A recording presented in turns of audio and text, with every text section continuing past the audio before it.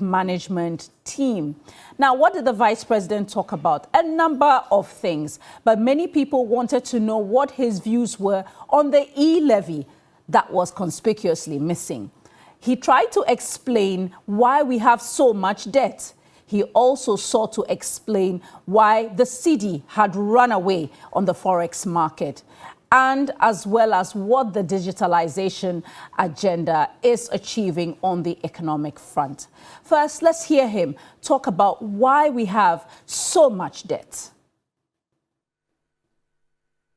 In addition to Covid-19, there were two major items of expenditure that are critical to understanding the evolution of the fiscal deficit and the debt stock: the banking sector cleanup and the energy sector excess capacity payments.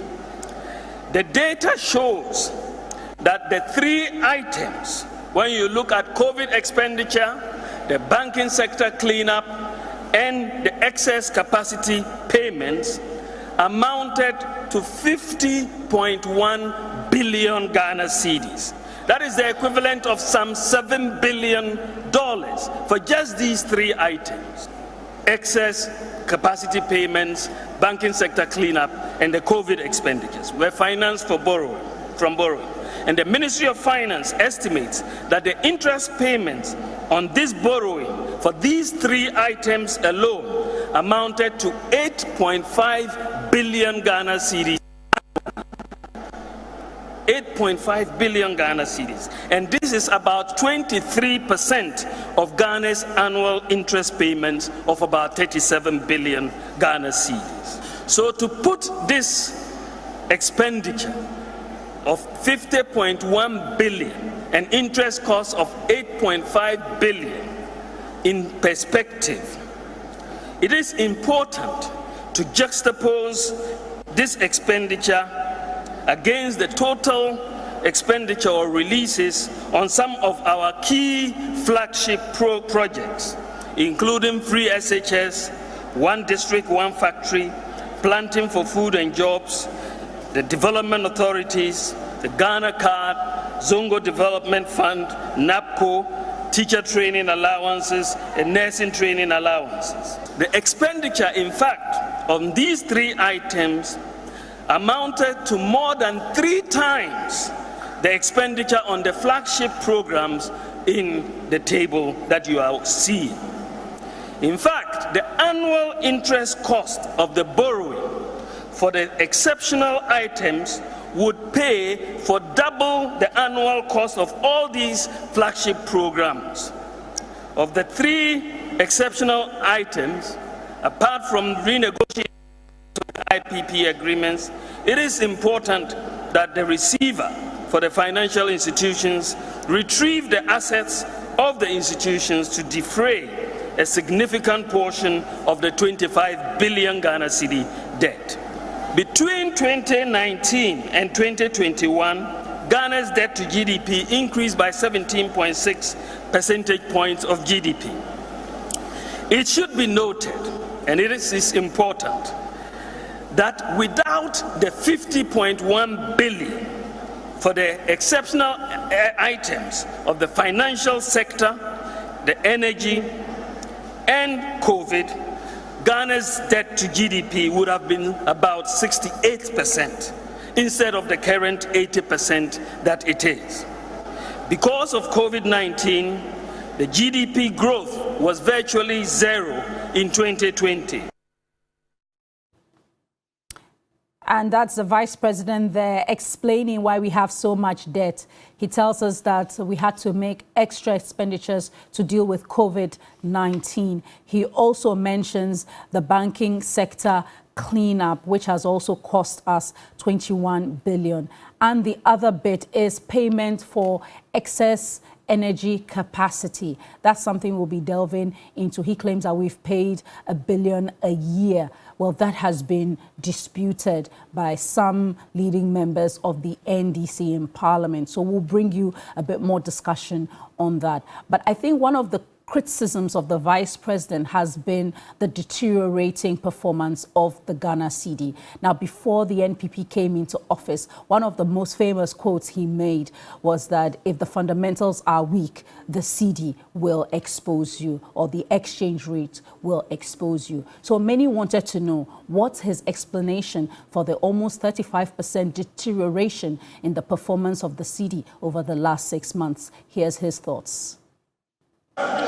So we had so much stability in the exchange rate.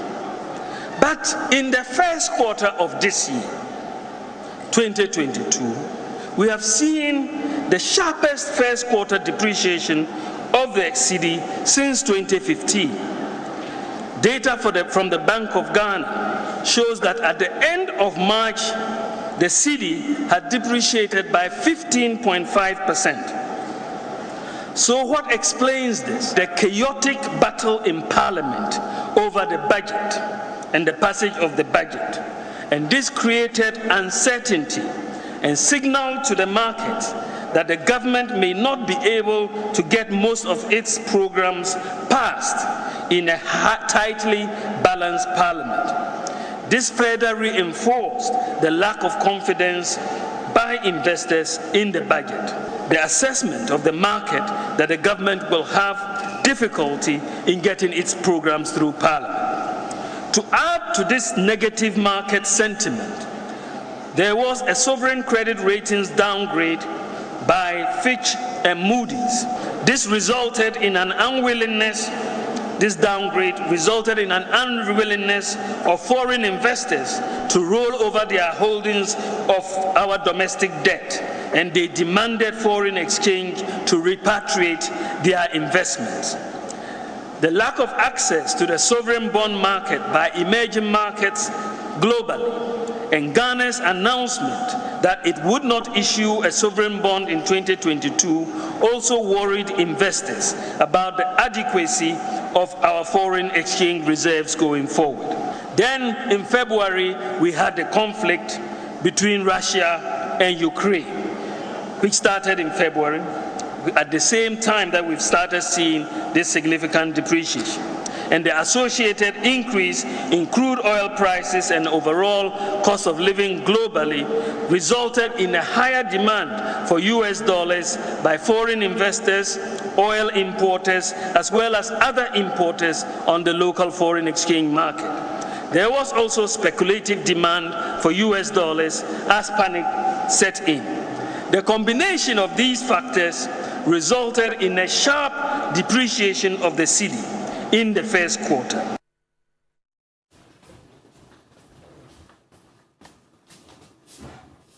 Thank you very much for staying with us on the key points. So that was the Vice President there explaining how the cedi ran away on the forex market and efforts to control it so far. Let's welcome to our studios Professor Kofi Mensah Mauto, who is the Dean of Graduate Studies at the University of Professional Studies, Accra, UPSA. Good morning, and thanks for coming in, Professor Mauto. Good morning, and thank you for having me. Great. And we also have Sami Jemfi, the NDC's National Communications Officer. Thank you for coming in, Mr. Jemfi. Thanks for having me. And shortly we'll be joined by Dr. Okoboy, former Deputy Minister and former MP, and he'll be joining us soon. One of the things the Vice President has been talking about also is how the digitalization agenda is curbing corruption and improving the state of our economy.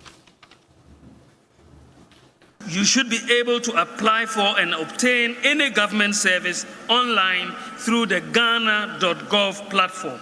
The Ghana.gov platform, since we launched it, so far has received a total of 55.7 billion Ghana cedis in payments.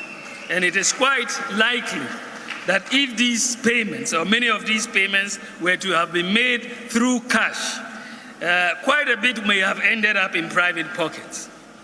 Digitalization has therefore dealt a big blow to corruption that is involved in the collection of payments by different institutions for government. And they still don't understand the link between the digitization and the economy.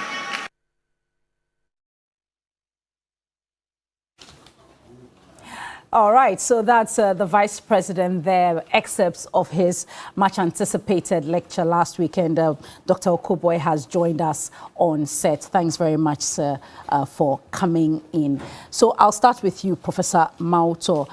It was a much anticipated speech or lecture or commentary on the economy that many have been asking and calling for. Did the content meet the hype or the expectations that people had? Thank you, my good sister. Sorry. And then good morning to my fellow panelists. I think for the past 2 weeks, there's the strategic direction of the government, to communicate. And I think it's one of the communication strategies because we've had a lot of comments or commentaries on the economy from the ministry. For me, I think the minister gave some submissions on the expectation of a particular target group. That is, some stakeholders like the technocrats as well as the private sector and all that. The president came to talk to the whole nation. But when it comes to the vice president, I think he was talking to the minority, the opposition, because there was this description of comparative analysis of performance from 2013 to 2016, and also when they took over. I mean, that is what I saw. And the figures were there. I think some of the figures were there. They were verifiable. And undoubtedly, some of the figures, all the figures that were churned out, I could verify some of them from various platforms. And it tells you that indeed, if we are looking at a descriptive analysis of the economy from that sector, then he did a very good work by describing the performance of the MPP, just opposing it with the NDC. It's also evidence that undoubtedly the current government has enhanced some of the economic performance indicators. To be frank with you, GDP, even though in the midst of crisis, is improving. The first few years, we also that improvement from 3.6 to almost more than 6% GDP. It was just a descriptive analysis of the economy, and also to tell the minority or the opponents that indeed we've done better than you. Okay. But the question is that what Ghanaians are expecting? All right, so let me put a pause on you there briefly. So these are just brief preliminary points. So, Mr. Jemfi, one of the things I know the NDC had put out significantly was that the economy had deteriorated over the last, 6 to 8 months. There were questions about why the vice president is talking about digitalization and not about the economy as head of the economic management team. And that became fodder for the opposition to hit hard at the vice president. Now he's spoken. What's your assessment? Well, first of all, a very good morning to Prof. and my brother, Dr. Okoboy, and our cherished viewers. I couldn't listen to the live address by the Vice President, but I've taken time to read the 129-page speech he delivered at the said function. And after I did so, I felt sad for this country. And I felt sad, Jifa, because we have a vice president who is very insincere and deceitful. A vice president who is not willing to accept responsibility for his own economic mismanagement and the failings of his government. That 129-page speech is full of blatant falsehood and a litany of excuses that do not hold water. And if we start the substantive discussion, I will be pointing those issues to you. The lies, the blatant lies, the use of cooked figures and false statistical averages to create an impression that this government has done better, when the facts, the true facts rather show that this country has had its economic deteriorating in the last 5 years. I'll be pointing those things out to you. But just to respond quickly to something Prof said about the figures Bawumia presented showing that they've done better relative to GDP. You see, Prof, if you have an economy with 3 oil fields, okay, you cannot be comparing GDP growth of such an economy to an economy that had only 1 oil field. President Kufuor had 1 oil field, the Jubilee Fields, which he bequeathed to the Mills Mahama administration. And that oil field was giving this country averagely 70,000 barrels of oil per day. Now, due to President Mahama's investments in that sector, the hydrocarbon sector, by the time we were leaving office in 2016, we had discovered and were ready for commercial operationalization of 2 new additional oil fields, the 10 Sankofa fields, which this government knows next to nothing about. In fact, it was as a result of that that the World Bank, the IMF, and the Economic Intelligence Unit in 2016 predicted a growth rate of 8% for Ghana. In 2016, they predicted that growth rate for 2017, even before elections were held and these people came to office. You understand? And so today, whereas we had just about 70,000 barrels of oil a day, they are now having over 200,000 barrels of oil per day. In terms of oil revenue, we had just about 6 billion Ghana cedis in 4 years. In 4 years, they've had over 20 billion. I know that is minus 2021. Mr. Jemfi, I know we are not producing 200,000 barrels of oil per day. We are producing. We are producing something in the realm of a bit over 120. It's not 200,000. No. Our capacity is between 180,000 and 200,000. Yes, you can cross-check. But I know but that, not 120,000. I know that the oil wells are not producing that much. I've worked in that sector, so I know the figures. You see, we are not talking about outings. We are talking about production capacity. What was the oil, the oil production capacity of Ghana after 2016? But the challenge is that there's a difference between what the oil field is projected to produce and what is actually being sold. I know that it's not that, so I just want to put that on. Well, if you want us to discuss that, we can discuss that, and you can give us the figures that you know to be correct so that we can debate that. Because it is not true that the oil production capacity of Ghana is 120,000 barrels. Minimum, it is 190,000. And if you check their own budgets, they put it between 180,000 and 200,000. So what I said was a fact. If you want to say that they are producing below capacity, then you can give us those figures for us to interrogate that. But that's not the argument I'm making. I'm making an argument based on capacity. When we had a capacity of 70,000 barrels a day, it didn't mean that every day we're producing 70,000 barrels. Are you getting me? So get the context right. And so I'm saying that you cannot compare the GDP growth of an economy which has 3 oil fields with an economy which had only 1 oil field. And despite the fact that they have had that huge advantage in terms of oil and the revenue coming in because of oil due to our investments, I will demonstrate to you when we begin these discussions that we perform far better in terms of all the most important economic matrices, like budget deficit, like debt to GDP ratio, and so on, than they have done with far more resources. Okay. Yes, Dr. Okoboy. So the Vice President's presentation was much anticipated. Sami Jemfi, the NDC's National Communication Officer, challenges the comparisons that have been made by the Vice President on various indicators. But the question is, many didn't expect the Vice President to come and make a comparison between the current administration and a government that has not been in office for 5 to 6 years. The view is the current administration is in office. They must answer for what is happening now, instead of comparing to what happened up until 2016. Thank you very much, Big Sister Jifa. Let me say a very good morning to my boss. Once you've been sent here, I have 2 bosses, Honorable Kojo Ponkruma and Honorable Yabwabina Samoa. They sent me to come and represent the party. And let me say a very good morning also to our General Secretary, John Boydu, for all the good work and the support to the party.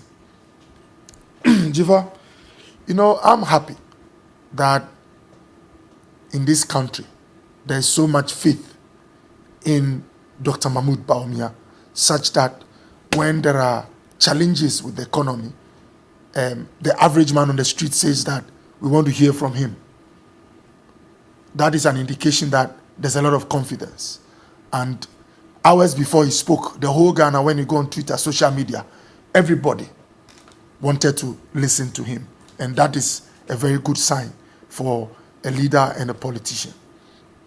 My brother Samin Jefi started by saying that he was deceitful more or less in the 2.5 hour speech, and he was insincere and all that. As for that one, I believe it's a prejudice that existed before even the speech. So maybe I'll look at the specific figures that he will challenge when we start the debate. But let me just say that Dr. Bawumia did an excellent job at telling us where we came from, where we were as a country before COVID struck us and the world, and where we are now in terms of recovery and the way forward.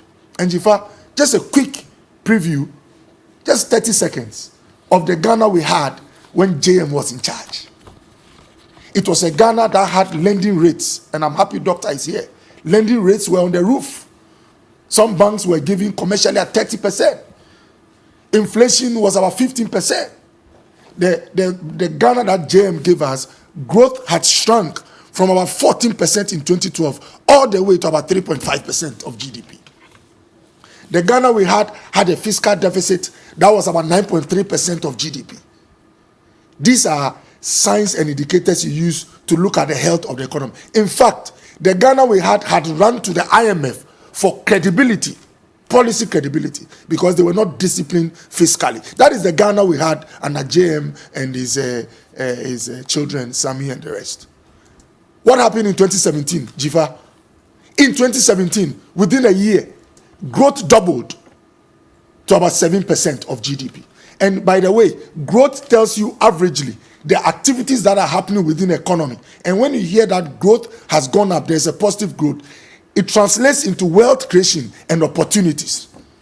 That is what growth means. So this was a country, in fact, 2019 World Investment Report by UNCTAD showed that Ghana was the #1 destination of foreign direct investment in West Africa. That is the kind of country we had before COVID struck. And when COVID struck, what happened to us? For the first time in many decades, I can ask you, Jifa, whether you remember the last time Ghana's airport was closed for close to 6 months plus. Go and check. It will be over 50 years plus. When was the last time all citizens were asked to be indoors for 3 weeks? When was the last time in Ghana that stadia were closed for close to 1 year? When was the last time? So if you have a woman who is selling wache at the stadia, that woman will start to suffer. If you have someone who rents canopies for funerals, that family will start to suffer. If you have, check with the car rental companies. They eventually went aground. It was not the making of Ken Ofori-Atta, Dr. Bawumia, or Akufo-Addo. The world was in crisis. And I'm happy again that Doctor is here. When you have to choose between fiscal consolidation, that is spending only what you have, and protecting lives, which one would you choose? This president, Akufo-Addo, decided to choose protecting lives and livelihoods against economic discipline. That's what we did. So we spent more money we didn't have. We borrowed. So there was a shortfall in revenue. By the way, not only the airports were closed, even the harbor. Activity came to less than 5% of its original.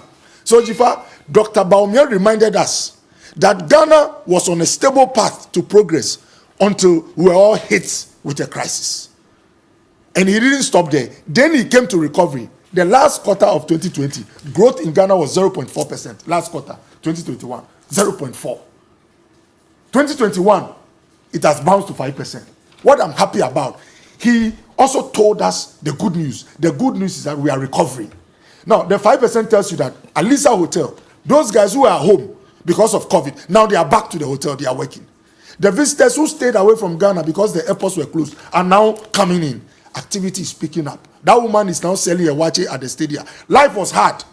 Now she will start making some inflows. So what I would say and end here for us to continue the discussion is that I am happy, and in fact, this is key, that in the midst of all these challenges, we are a country that is still able to pay our salaries as in government workers.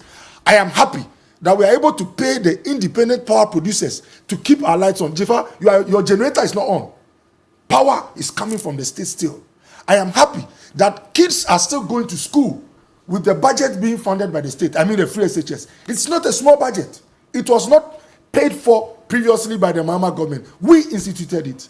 In the midst of this crisis, you would assume that, oh, we'll start falling short and say, now go and pay fees. That social net is still there. Once all these basics are still there, citizens can come together, build on it, and create wealth again. We are coming out of the crisis. By the way, you and I are here because we've been vaccinated, unless you've chosen not to be. No. It is the coverage the state gave that has allowed us to take off our mask, come to the studio, and try to work again. So please, a politician would let you know or create the impression that COVID has not done anything. The reason is very simple. That politician wants power. But when you meet an economist who is not looking for power, they will tell you it was wise to build debts, to throw the economy out of gear, but to keep lives and livelihoods in place. Now that we are alive, we can go back to wealth creation. All right. And it's the key points here on TV3 and 3FM 92.7. You can send your messages to our line. It's 055-369-8789. I'll bring some of your messages from Facebook, some of them also from Twitter. Thanks for staying with us. So, Professor Mauto, you've done a lot of work with Professor Lord Mensah as well, looking at all these economic issues and all that. Do you agree with what Dr. Okoboy says, that we had no choice but to spend money we did not have in an effort to safeguard lives? But you see, we spent a lot on COVID, yes. However, we also spent so much on the banking sector cleanup, and that came before COVID. And then, of course, we spent a lot, we are being told by government, on excess capacity charges. The numbers are in dispute, I know, but I'm just wondering, spending more and blaming everything on COVID, is the government just trying to use COVID as an excuse, and in addition now Ukraine? All right, Jifa, I was expecting this comparative analysis here, and I think it would be in our own interest, especially the Sami Jefi's party as well as Doc's party, to sometimes let's minimize this comparative analysis of performance against ourselves. But we can't do that. The vice president compared. Do you know why? The vice president compared. So unfortunately, he has set the tone for it. That's why I say, see, we've gotten to a stage that the average Ghanaian is not interested in your comparative analysis. His main interest is that, look, the CD was 3.9 in 2016. Therefore, if you are telling me that you have what it takes to, strengthen it or stabilize it, leave it where it is or reduce it. That's what the average Ghanaian wants, because whatever we are presenting today, the average Ghanaian is telling you that my capital is depleting. The average Ghanaian is telling you that my disposable income is depleting. So here, should we always come and sit here and always be comparing our performances? And to be frank with you, like I mentioned earlier, indeed, all the figures that were churned out by the vice president, I've verified them, not even from the Ghanaian database, but from the World Bank. And that is the sincerity I like about them, because sometimes there's this discrepancy between what we have from, sometimes, not all the time, the ministry as well as the BOG, but he picked most of them from the World Bank. So it tells you that he did a very independent work. But you see, let's come back to the question you asked, Jifa. It is true. Let's face the fact that just as the energy sector crisis affected NDC in 2013 to 2016, COVID has hit this economy so hard. In fact, so hard that if you sit here and anybody who says that COVID did not affect the performance of this country, that is a lie. I don't think anyone is disputing that, Prof. People do it. I think the question is, what is the extent? This is an economy that we're told the public debt was 120 billion as of 2017. Yeah. It's now almost 400 billion by 2022. A debt to GDP ratio that was rebased and is now at 85%. Yeah. The budget deficit has gone up from 6.1% to 12.1%. And the dollar CD exchange rate has virtually doubled. Yeah. So how can we say that the current administration has done better and that the COVID is the only reason? The view is that we were in serious debt. Jifa, if you want us to look at the debt itself, I think a preamble to how debt was accumulated to where we are today can never be discussed sincerely without looking at the accumulation of debt from even after HIPIC. Where, yes, I'm coming to that. Do you know why? There are things that, dictates, it drives debt in this economy. Are you okay? But there are some other factors that normally drives it outside the normal factors, okay? And that's one of which you have mentioned.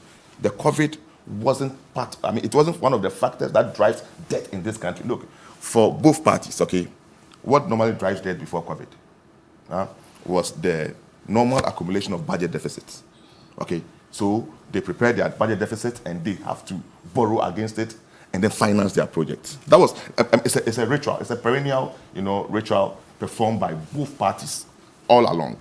Then we also have the budget borrowing. It affects our debt all the time. But between 2017 till date, or between 2017 and until 2019, the same, what really affected our debt has to do with what you mentioned, the banking sector cleanup. So it begs, and I'm sorry to interrupt you once again, so it begs the question. I don't want us to go into a long history of why the banking sector had to be cleaned up. It's very important. It begs the question about why spend 21 billion to clean up a sector that probably required less than half or a quarter of that amount to be revived. Now we have to pay that debt. Other banks that did not who try to live on the straight and narrow path are now paying a financial sector levy, debt or fee to government. Why spend all that money then if we could have spent significantly less to keep those banks and the jobs we lost alive? Chifa, if you have asked me this question before 2017, then I would have told you that there were financial institutions in this country who could not even afford the daily demand of their depositors. No, these are facts. Look, we were all victims to it. And it begs for a restructuring of the banking sector. And indeed, it was one of the conditions of IMF. To come out of IMF, we're supposed to clean the banking sector. That doesn't mean that the entire system probably was the best of decisions. Indeed, we've done a lot of studies to say that, look, some of the decisions were a bit harsh. Some of those institutions could have been helped one way or the other. But the banking sector cleanup was very, very eminent. It was very, very important that to bring confidence. And Jifa, do you know why the US government or the Western, economies will put money into the pocket of their people to spend for doing nothing? It is because if you don't do that, it affects your economy. Consumption reduces. Are you okay? So here we are, that the people who drive your economy, their money are stuck, and they cannot get it to drive the economy. People cannot have simple livelihood. Today, people, customers of Men's Gold, they are still crying. Some will never be the same again. So you see, as a father, it's incumbent on you, as a manager of the economy, to come out with a policy to bring people out of that hardship. And I think that was what informed it. It started very well, but when we started doing this lump sum, withdrawal of license, that's where some people question that, why will you at least use huge sums of monies to clean a sector which end up to affect the stability of this economy. Okay. These are variables that force outside the normal triggers of debt stock accumulation. Now, the next one is COVID. I think Doc had, submitted very well on that.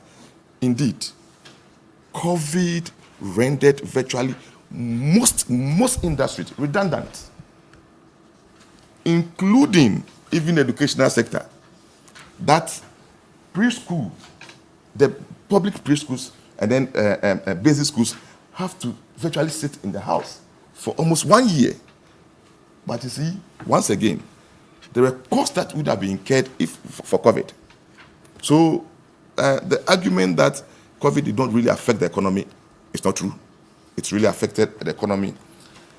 But Jifa, the question is, will you continue to use COVID as the basis for the crisis that we are going through? We can also not fault this government for saying that indeed the country must recover from the hardship of the global crisis. Are you okay? And I also don't want to add my voice to the people saying that, look, Russia, Ukraine, indeed, it's a factor, but I see it is something that you have built up over the years. That as an economy, we have not sat down, and I mentioned this the last time I came here, we've not sat down to come out with how to sustain the livelihood of the average Ghanaian. We juggle out figures out there to the Ghanaians that, look, we have performed very well in inflation, when in actual fact, the prices of goods are always continuously increasing. In the time of the NDC as well as the MPP, in the US, until COVID and as well as some few crises in contemporary periods, prices of goods relates with the inflation rate. So you can buy a particular product for a number of years at the same rate. Even over time, the prices reduces. You see, let's stop speaking this, big English, because the average Ghanaian is well informed today that if you're talking about inflation, the woman in the market today can explain to you what inflation is. Okay, so it's time we have to look at the indicators that we use to calculate our inflation and all that. Very, very important that if indeed we are saying we have improved on our inflation, then it must reflect in the prices of the goods we are consuming. That is one. Then Jifa. And that will be your final point, so that I can go to Mr. Jemfi, who will come back. No problem at all. I think you see, Jifa, it's also important that as an economy, we should avoid this continuous excuses. Let's look at the cedi performance against the dollar. Okay. As a ministry, you are responsible for the management of our fiscal performance. Then the BOG responsible for the monetary policies. What have we done over the years as an economy or as a country by both the NDC and the MPP? They've used the same strategies all these years. Same strategies. Okay, the fundamentals are not well managed. So at the end of the day, BOG only comes in. Look, the perennial solution to depreciation of the cedi, they pump in money. Okay, then there are some unknown faces who will siphon the entire money. They will come back to square one. That is a strategy I've been using all over the years. Unless probably you know something that I don't know. But research reveals that both the NDC and the MPP, that is what they have been using to address the continued depreciation of our currency against the dominating currencies. Now, we continue to have the BOG using the same strategy to address inflationary problems by increasing policy rates, okay, just to address inflationary problems in the short term. So the question is, Jifa, will we continue as a country to be using these short-term measures to address our perennial problems? And that is where I call on these two parties. You see, the NDC and MPP. In fact, if you are to ask them to give reasons for their performance, they'll give you 1,001 of them. But the average Ghanaian is not so much interested in your. That's why I said the comparative analysis brilliant, but is that what the average Ghanaian expects from the two of you? Okay. We expect that. Let me end here. What I've observed about the NDC and NPP is the lack of interest in research. Okay, I don't know. Yes, lack of. The only time you hear them talking about research, okay, is when they want some survey on election to win. Most often, are you okay? But there are very good and brilliant researchers in this country that I expect these two parties to make part and parcel of their policy making decisions. That look, by now we should have heard something from the NDC that managing the economy, this is what we have, alternative to what is happening. But I think they've provided that on a number of occasions. All right, let me stop. There's nothing new. The same old strategies they have adopted. Else, Jifa, they should have given us something that is extraordinary, that this government has not done, which we have not seen in academia. But why should they share that now, so that the opposition, that their competition will pick it up and take credit for it? I'm just saying that. In 2016, the NPP came out with litany of programs they want to address, and will pick the NDC on for virtually all their performance and even provide a solution. That is why today Bawumia is perceived as one of the brightest economic brains in this country, because that is now under scrutiny. No, so he subjected every policy of the NDC by then to scrutiny and provided some solutions to it. Are you okay? So, Jifa, we've gotten to the stage that, for me, I know it will happen today. We'll continue to juxtaposing performances against each other. But the most important thing is that we have a country to protect. Let's admit our fault if indeed it is true, and then see how best we can forge forward to address the perennial problems affecting our economy to the benefit of the average Ghanaian. Very, very important. All right. Yeah. Mr. Jemfi, your thoughts? Yeah.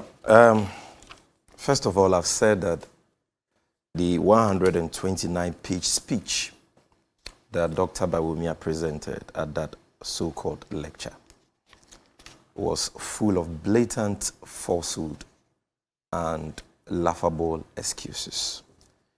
And you see, we need to situate this discussion in a certain context. We are discussing a speech presented by the head of the economic management team. It is what he has said that we are analyzing.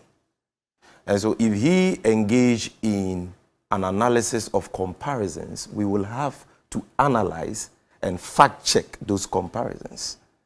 And so Prof should get the context of this conversation right. The NDC has not held any lecture or press conference to compare records. It is Vice President Bawumia, head of the economic management team, who has done so. And that is not even to say that I will be engaging in that. We are going to examine and scrutinize what he calls the state of our economy, which was the theme of his speech. And the first thing I want to look at is what he says on page 3 of the speech. Last but one paragraph. He says that to bring this home, essentially, the economy is what we feel in our pockets. And that, for me, is very profound. He moves on to the 5th page of his speech and says that when they took office in 2017, I'm quoting him now, he says, we had only one mission: stop the decline and make things better. And if you check his concluding remarks, he makes the point categorically that they have made things better. And so because Dr. Bawumia himself concedes that the economy is what we feel in our pockets, that is where I want to start from. The state of the pocket of the Ghanaian today. Is it better, as claimed by Bawumia, than it was in 2016? Jiva, in 2016, a gallon of diesel and petrol, which has ripple effects on the general prices of goods and services, was sold at 16 Ghana cedis. Now, by 22nd February 2022, even before the Russian-Ukrainian conflict began on 24th February, the price of a gallon of diesel and petrol had gone up by more than 100%, from 16 Ghana cedis per gallon in 2016 to 32 Ghana cedis as at 22nd February 2022.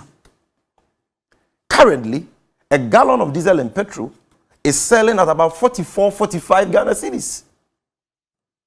That is, of course, 1 month, 2 weeks after that war, which led to an increase in the international market price. But even before that, the price had gone up by 100%.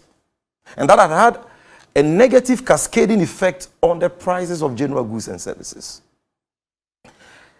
A bag of maize, the big one, which used to sell at 170 Ghana cedis. I want to deal with the basics, the bread and butter issues. 170 Ghana cedis, bag of maize, in 2016, today is being sold at 600 Ghana cedis. In some places, 620 Ghana cedis. Check the percentage increase, the quantum of increase. And by the way, maize is not imported from Ukraine or Russia, so they can't use that as an excuse. A bag of kokonte, which was being sold at 200 Ghana cedis in 2016, is today being sold at 650 Ghana cedis. Kokonte is not imported from Russia or Ukraine. And in fact, even iron rod, which is imported from Ukraine, a ton of the 16 mm iron rod, which was sold at 2,800 Ghana cedis in 2016, before the war began on 24 February 2022, was being sold at 5,500, a nominal increase of 2,700. A bag of rice, you know that better than we the men. Millicent rice, that was sold at a price of 12 Ghana cedis, the 5 kilo Millicent rice, 12 Ghana cedis. In 2016, today is being sold at 52 Ghana cedis. Check the quantum of increase. 1 kilo of Gino rice, which was being sold at 5 Ghana cedis, today is being sold at 18 Ghana cedis. That rice is imported from Thailand, not Russia or Ukraine. A bag of sachet of water, which was sold at 1 cedi 50 pesos in 2016, is today being sold at 8 Ghana cedis. Sachet water is produced locally in Ghana. You can't use the Russian-Ukrainian war or COVID-19 as an excuse. So look at these huge increments in the prices of the basic commodities we consume. Fuel, maize, rice, kokonte, even Gary Oluka has moved from 5 cedis as of December 2016 to 12 Ghana cedis. Check. All of them, you are talking about 100, 200, 300, 400, 500% increases. Have we seen any commensurate increase in incomes, the incomes of Ghanaians, even the working class, that can even match half of these huge increases? So what has happened is that the purchasing power of the ordinary man on the street has been so deteriorated. And that is why people today are complaining that there is hardships. And then you have a vice president who is so insensitive to the plight of Ghanaians, who is so dishonest. He comes out and tells you that no, things are better than they used to be in 2016. Not to interrupt you, Sami, isn't it potentially possible that economic indicators may present as looking good, but the reality in the pocket is not? Maybe that is what is happening to this current administration. You see, I will come there to the economic indicators, but Bawumia says the economy is what you feel in your pocket. I want to deal with the pockets of Ghanaians first. You understand? Now, you see, the economic matrix for measuring changes in prices of goods and services is inflation. And Dr. Okoboy says at the time we were leaving office, inflation rate was 15.4%. What is inflation rate today? 15.7%. Owing largely to food inflation. And food inflation is 17.4%. Is that better than what you met? In any case, what Dr. Bawumia did, which is what MPP communicators like Dr. Okoboy are doing, is an economic sacrilege. No economist worth his salt would do that. You cannot compare the inflation rate of 2016 to the inflation rate of today. And in fact, why can't you do that? why you can't do that is that the inflation rate of 2016, the base year for that is 2012. And that CPI, which was used for calculating that inflation, was rebased in 2018. And so because of that, the Ghana Statistical Service, which is the body that produces or publishes these matrices, have warned that nobody should compare those two inflationary rates. And this is that publication I hold in my hand from their website. The rebased CPI base year 2018 for August 2019 is not comparable to the OCPI series with base year 2012. So you are the head of the economic management team, the so-called economic wizkid of the NPP, doing what the Ghana Statistical Service is saying should not be done, because you compare like with like. And by the way, even if we are to compare 15.7 with food inflation at 17.4, it's not better than the inflation we had in 2016. But you can't even compare, because in 2016 terms, the inflation rate we have today of 15.7 will be more than 20%.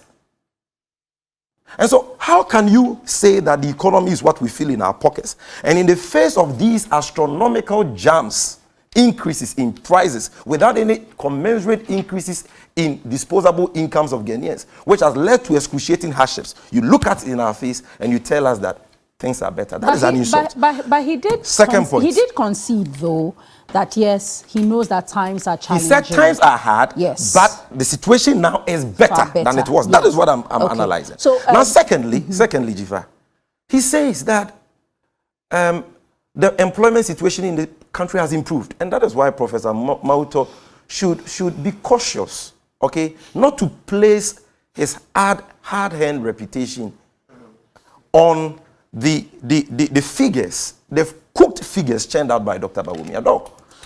What Dr. Bawumia did, you will never teach your students to do. Unemployment, he compared the average rate of unemployment from 2014 to 2019, which is 3 years, I lie. 2014 to 2019, and said the average was 6.2. And then compared that with their employment record of from 2017 to 2024 years. Who compares 3-year averages with 4-year averages? It's the same thing he did with all the other matrices. But if you know something, I want to show you why some of us maintain that Dr. Bawumia is the most deceitful politician this country has ever had. Dr. Bawumia, in describing the unemployment situation in Ghana today, conveniently concealed the latest unemployment rate, which is the unemployment rate for 2021, which is an unemployment rate of 13.44%. I lie. The unemployment rate for 2016, when we were leaving office, was 5.4%. I hold that in my hand here. 2016, doc, you can check, 5.45. 2021, according to the Minister for Labor, 13.44%, based on the last census we did. And that figure, the 2021 figure, was totally missing from his analysis. Now, how can an unemployment rate of 13.44% be better than an unemployment rate of 5.4%? Clearly, you know you are dealing with a licensed and pathetic liar who is not ready to speak the truth to the people of this country. Now we come to the economy. And they say that, oh, it is because of COVID that the economy is in such a mess. Okay, so let's look at the major problem confronting us today, what Prof wants us to discuss, which is the exchange rate. Dr. Bawumia has given 7 reasons why the exchange rate has been depreciating, particularly within the first quarter of 2022. You can find those 7 reasons from page 69 to 72. We played some of it. Yes. And what are those reasons? He says that his government projected a 40% increase in revenue, and investors didn't believe that. Can that be blamed on COVID? And can that be blamed on the opposition? He said that there was a chaotic approval surrounding the e-levy and the 2022 budget. How is that blamable on COVID? None of those 7 reasons Vice President Bawumia adduced as reasons for the factors accounting for the depreciation of the cedi has to do with COVID-19, because you know why? He didn't mention only COVID-19. He didn't even mention it at all. No, so what he did point out is that there was a lack of confidence in our setup. Who caused that lack of... part of it was the rancor in Parliament, the delays in passing the e-levy. Was COVID-19 found in any of those reasons? So why is Dr. Koboy and Professor Moto seeking to blame the alarming depreciation of the cedi on COVID? No, they just pointed that as one of the reasons, and is that one is of the, in fact, for if the you are general if you are issues. going to check factors that have accounted for the hardships we are experiencing today, the depreciation of the cedi is number one. Then before you even come to fuel prices, spiraling fuel prices. And I'm saying that with that, from the horse's own mouth, Dr. Bawumia says COVID has got nothing to do with the depreciation of the cedi. Because COVID rather helped the cedi to gain stability. In 2016, when we were leaving office, the cedi depreciated by 9.6%. They called us incompetent, 9.6% depreciation. In 2017, because of the 2 additional oil fields that we had brought on board, that they knew next to nothing about, we had more forests coming in. The cedi depreciated by 4.7%. You can write this. They are all contained in Bawumia's speech. Then in 2018, before COVID, the cedi depreciated by 8.4%, almost double the depreciation in 2017. Then by 2019, when their so-called good economic policies had kicked in, the cedi depreciated by 12.9%. Double-digit depreciation. To the extent that this government set up a committee, a 17-member committee. My good brother Franklin Kujo was a member, if you recall, to investigate reasons why the cedi was depreciating.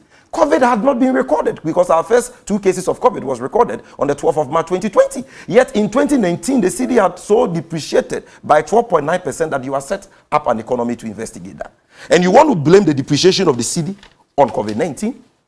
When COVID struck, because there was low demand for dollar, the trade systems of the world had been disrupted. The cedi depreciated in 2020 by 3.9%. It made gains against the dollar. COVID helped you stabilize the cedi, 3.9%. Then in 2021, it depreciated by 4.1%. Now, COVID subsides, economic activity is booming again, people are importing, because you have destroyed your economy and you have increased your debt to unsustainable levels. That is really the problem, the debt. Increase it from 120 billion to almost 400 billion. Meaning you borrowed than all governments put together from Kwame Nkrumah to President Mahama. And yet you don't have 1 secondary school to show for it. You don't have 1 hospital that you have built and completed to show for it. No productive investments that have created jobs. Okay, so and yet, because you've had that unsustainable debt, and the highest budget deficit recorded under this Fourth Republic, a budget deficit of 15.7%, rebased budget deficit of 15.7%, because of your recklessness, sovereign rating agencies like Fitch and Moody's begin to downgrade you to B- and CAA1, meaning that your economy is now a junk economy. Okay. Worse than, that is the worst ever rating of Ghana under that index. We are well aware of that. So your point is that but just I'm not speaking to Jifa. Jifa, I have a lot to say, please. Oh no, just spoke for a long time. Jifa, you will come back so that I can let Dr. Okobo at least let me conclude on the COVID part. On the COVID part. Quickly, so because of that, because of the downgrade and damping investor confidence, investors begin to pull out. What is called capital inflow reversals. They are taking their monies away. And you can't also go and borrow dollars on the capital bond market because nobody is ready to borrow you money. Now the yield on our bonds, whereas it was around 7-8% under John Mahama, it's now 21%. Our economy is a collapsed economy, junk economy. Nobody wants to borrow you money. So you don't have dollars to show up the cedi. Your cedi is depreciating. What has COVID got to do with that? On COVID-19, number 1. Even before COVID, I've shown you that the cedi was depreciating at 12.9%. Our deficit was 7.5%, not 4.5% as Bawumia said. Yet Professor Mauto is that the average? I think that's the average he tried to give. No. He says that in because you see, they were presenting cooked deficit figures to us. But when they went to the IMF for that $1 billion rapid credit facility, they presented the correct figures. And in those figures, the budget deficit for Ghana for 2019 was 7.2%. It was not the 4.5% they had reported to us. So this was a clear vindication. And Bawumia is still using the old cooked figures that we said they were wrong, and that the IMF has vindicated us that indeed they were wrong to do his analysis. I am saying that your debt to GDP even before COVID was 65%. But even with this COVID, how much has this government spent on COVID? Doc says, if anybody says that COVID has not affected the economy, it's not true. Well, the president in the State of the Nation address says that government has spent 17.7 billion on COVID. A lie? Yes. Then Bawumia, who Prof is relying on his figures says it is not 17.7 billion. President Akufo-Addo lied in Suna. It is 8.1, page 29. Prof, you can take a look. So which is which? Yet, because of COVID, they have had $6 billion to manage that crisis. Which government has had $6 billion to manage any crisis? When in 2015, the BRIC nations, okay, went into meltdown and oil prices declined from our projected $99 to below $40. That even our FPSO in Nkrumah was damaged because the turret bearing was spoiled. And that year, growth for oil and gas was negative 15.6%. It affected this economy. Did we get anybody giving us $6 billion? The IMF has given you $2 billion, World Bank $600 million, and all that you've wasted. And according to the IMF country director to Ghana, Okoboy says, no economist will tell you that COVID has not affected the economy. This is Mr. Laporte. He's not some agent. He's not a member of the NDC. He says that even before COVID, our economy was on the way, was already in the danger zone. Okay, so can I pause you? Can I pause you? Just two last points on COVID. No, I can't allow two I will do that in 1 minute. Because I've given you more than enough time. We'll come back. No, on COVID. Let Dr. Okoboy at least respond to some of the issues you've raised. On COVID, just on COVID. You have 2 minutes for that, and I'm timing it, please, because we also have a break. Thank you very much. So please, I've allowed you. Then we need to also make the point that Jifa, Ghana is not an island. Many countries experience COVID. With COVID, Côte d'Ivoire recorded a growth of 2%. We did 0.4%.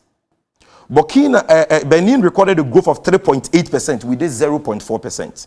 Senegal 1.5%. We did 0.4%. Guinea recorded a growth of 7%. We did 0.4%. Deficits, because we were reckless, we recorded deficit of 15.7%. Côte d'Ivoire recorded deficit of 5.5%. Senegal 6.3%, Benin 4.7%, Burkina 5.6%, Guinea 2.8%, Ghana, because of Sikedie Basa 15.7%. Debt to GDP, whereas Côte d'Ivoire, Burkina, and our neighbors were doing debt to GDP below 60%, we were doing debt to GDP around 78-80%. So other countries have experienced COVID, yet have better economic matrices relative to their deficits, their debt position, the depreciation of their cedi. Look, the CFA is not depreciating like the Ghana cedi. It's pegged to the euro. You can't compare currencies. So we should compare to which one? No, but Bawumia compared us to US. Okay, but I'm just saying the francophones are in a different basket. Okay, so Nigeria. And I don't want Nigeria. Have they lost access to the capital bond market? They have a very strong foreign exchange control market. Let me tell you something. They keep a tight grip on how the dollar moves in and out of their economy. 2016, that we recorded a growth of 3.6% that they are mocking. Because of that global economic crisis. That if they had suffered half of that, this economy would have crashed. Right? Nigeria, South Africa, Angola, the big oil-rich countries in Africa, recorded recessions, and we got a growth of 3.6%. We didn't get $6 billion from IMF, World Bank. We didn't have 3 oil fields. You have 3 oil fields. You've been giving $6 billion to manage a crisis. Other countries with less resources have done far better. And you want to make COVID an excuse for your own failings. So, Dr. Okoboy, what is the meaning of that? Your thoughts now. So, you can address all the issues. I'll try hard not to disturb or interrupt you. Thank you very much. So, first of all, Sami says that Dr. Bawumia used cooked figures. It's intentional. It's to try and discredit the man. But it is not by accident or for no reason that the whole of Ghana wanted to listen to him. It's not Sami that will speak to the prowess of the man. Now, guess what? Dr. Bawumia went for the figures from an international organization. It was deliberate. Jifa, if he had used Ghana Statistical Service, although I believe in their figures, maybe you say that because it's a state institution, someone influenced their figures. Here you are. He has given you World Bank, Space 62. World Bank figures show unemployment between 2014 and 2020 in Ghana. The graph, if you've not even gone to, you are not complicated in the mind. He's used bars, so you look at the movement. You say it is cooked. If it's cooked, I was expecting you to show us the real World Bank figures, so that I know that the man is a liar. This is a serious platform. You've not shown us the alternative figures. And yet, you call him a liar who has cooked figure. And the man has told you, my source is the World Bank. Why do academics tell you their source? So that if you have any benefit, if you have any doubt, you can go and check. You've not checked, yet you call him a liar. He gave you youth unemployment. Again, he used graphs so that maybe if the reading is a problem, just look at the pictures. You call him a liar, yet the graphs are here. The whole Ghana is watching. You've not given Ghanaians the alternative graphs from the World Bank. It's sad when we want to do politics. It's all about power and we don't care about the facts. So please, before you call someone a liar, at least let's take away our prejudice and look at the data. It is clear what was happening in Ghana. Jifa, look, Dr. Bawumia didn't let go of the feelings of the average Ghanaian. I have experienced some increase in the fuel that I buy. It is true.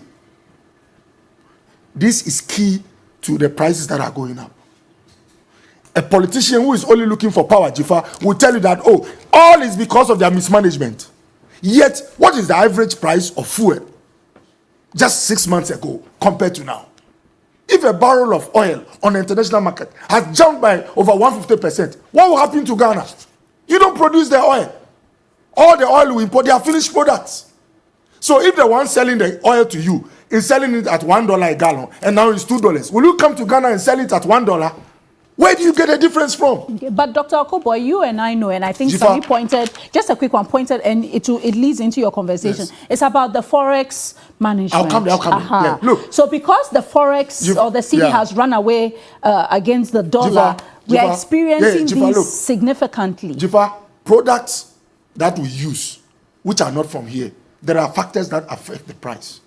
Forex is one of them, because you use dollar to buy. Jifa, but assuming your forex management is perfect, Jiva, forex is okay, cedi has not depreciated, yet the price on the international market has gone up. Will the price remain the same, Jiva? I'm asking you, it's a conversation. If you are buying a product from Europe, your cedi is fine, it has not depreciated. Dollar to cedi is okay, but the price has gone up from where you are buying. Won't the price go up? We should be forthright and honest in our discussions. People are creating the impression that the only thing that determines price increase is the forex. It is not true. It's not only the forex, but the truth is, if you are paying for freight, the transportation, all these things add on to the costs. No, don't you? Look, you are importing clinker to produce cement in Gasem. Your cedi has depreciated, so that let's say you needed 6,000 Ghana cedis when dollar was 6 cedis. Now let's say it's going to, let me even use an extreme, 8 cedis. You need 8,000. The forex, because of the depreciation, has moved the amount of money you need from 6,000. Is that not so? Jifa, what about the freight that Maersk line has increased from $1,500 to about $8,000? Is that due to your forex? There's been a price jump that will be imported on the product you brought. Gasem, one of their managers, spoke and said, look, cement prices are going up because we are paying 3 times the cost of freight. Yes, you can look at the cedi depreciation, but the man is telling you prices have gone up in Europe. These are imported inflation. You must be real. Why do people only talk about forex and run away from the prices that have gone up in Europe? That is the point I'm making. Okay, Jifa, what about the other issue he raised? Jifa, I've written the issues. Yes. So allow me. Jifa, look. Now, people say that the prices that have gone up and all that is not due to COVID and all that. Jifa, supply and demand. We run a classical capital market, free market economy. When COVID struck, all the things you use, those who were producing them, they also went into their rooms because of what? Safety, to stay healthy. What it means is that the volumes of things we use went down. Immediately there's recovery. Things that people were not using, now everybody is asking for. Demand goes up.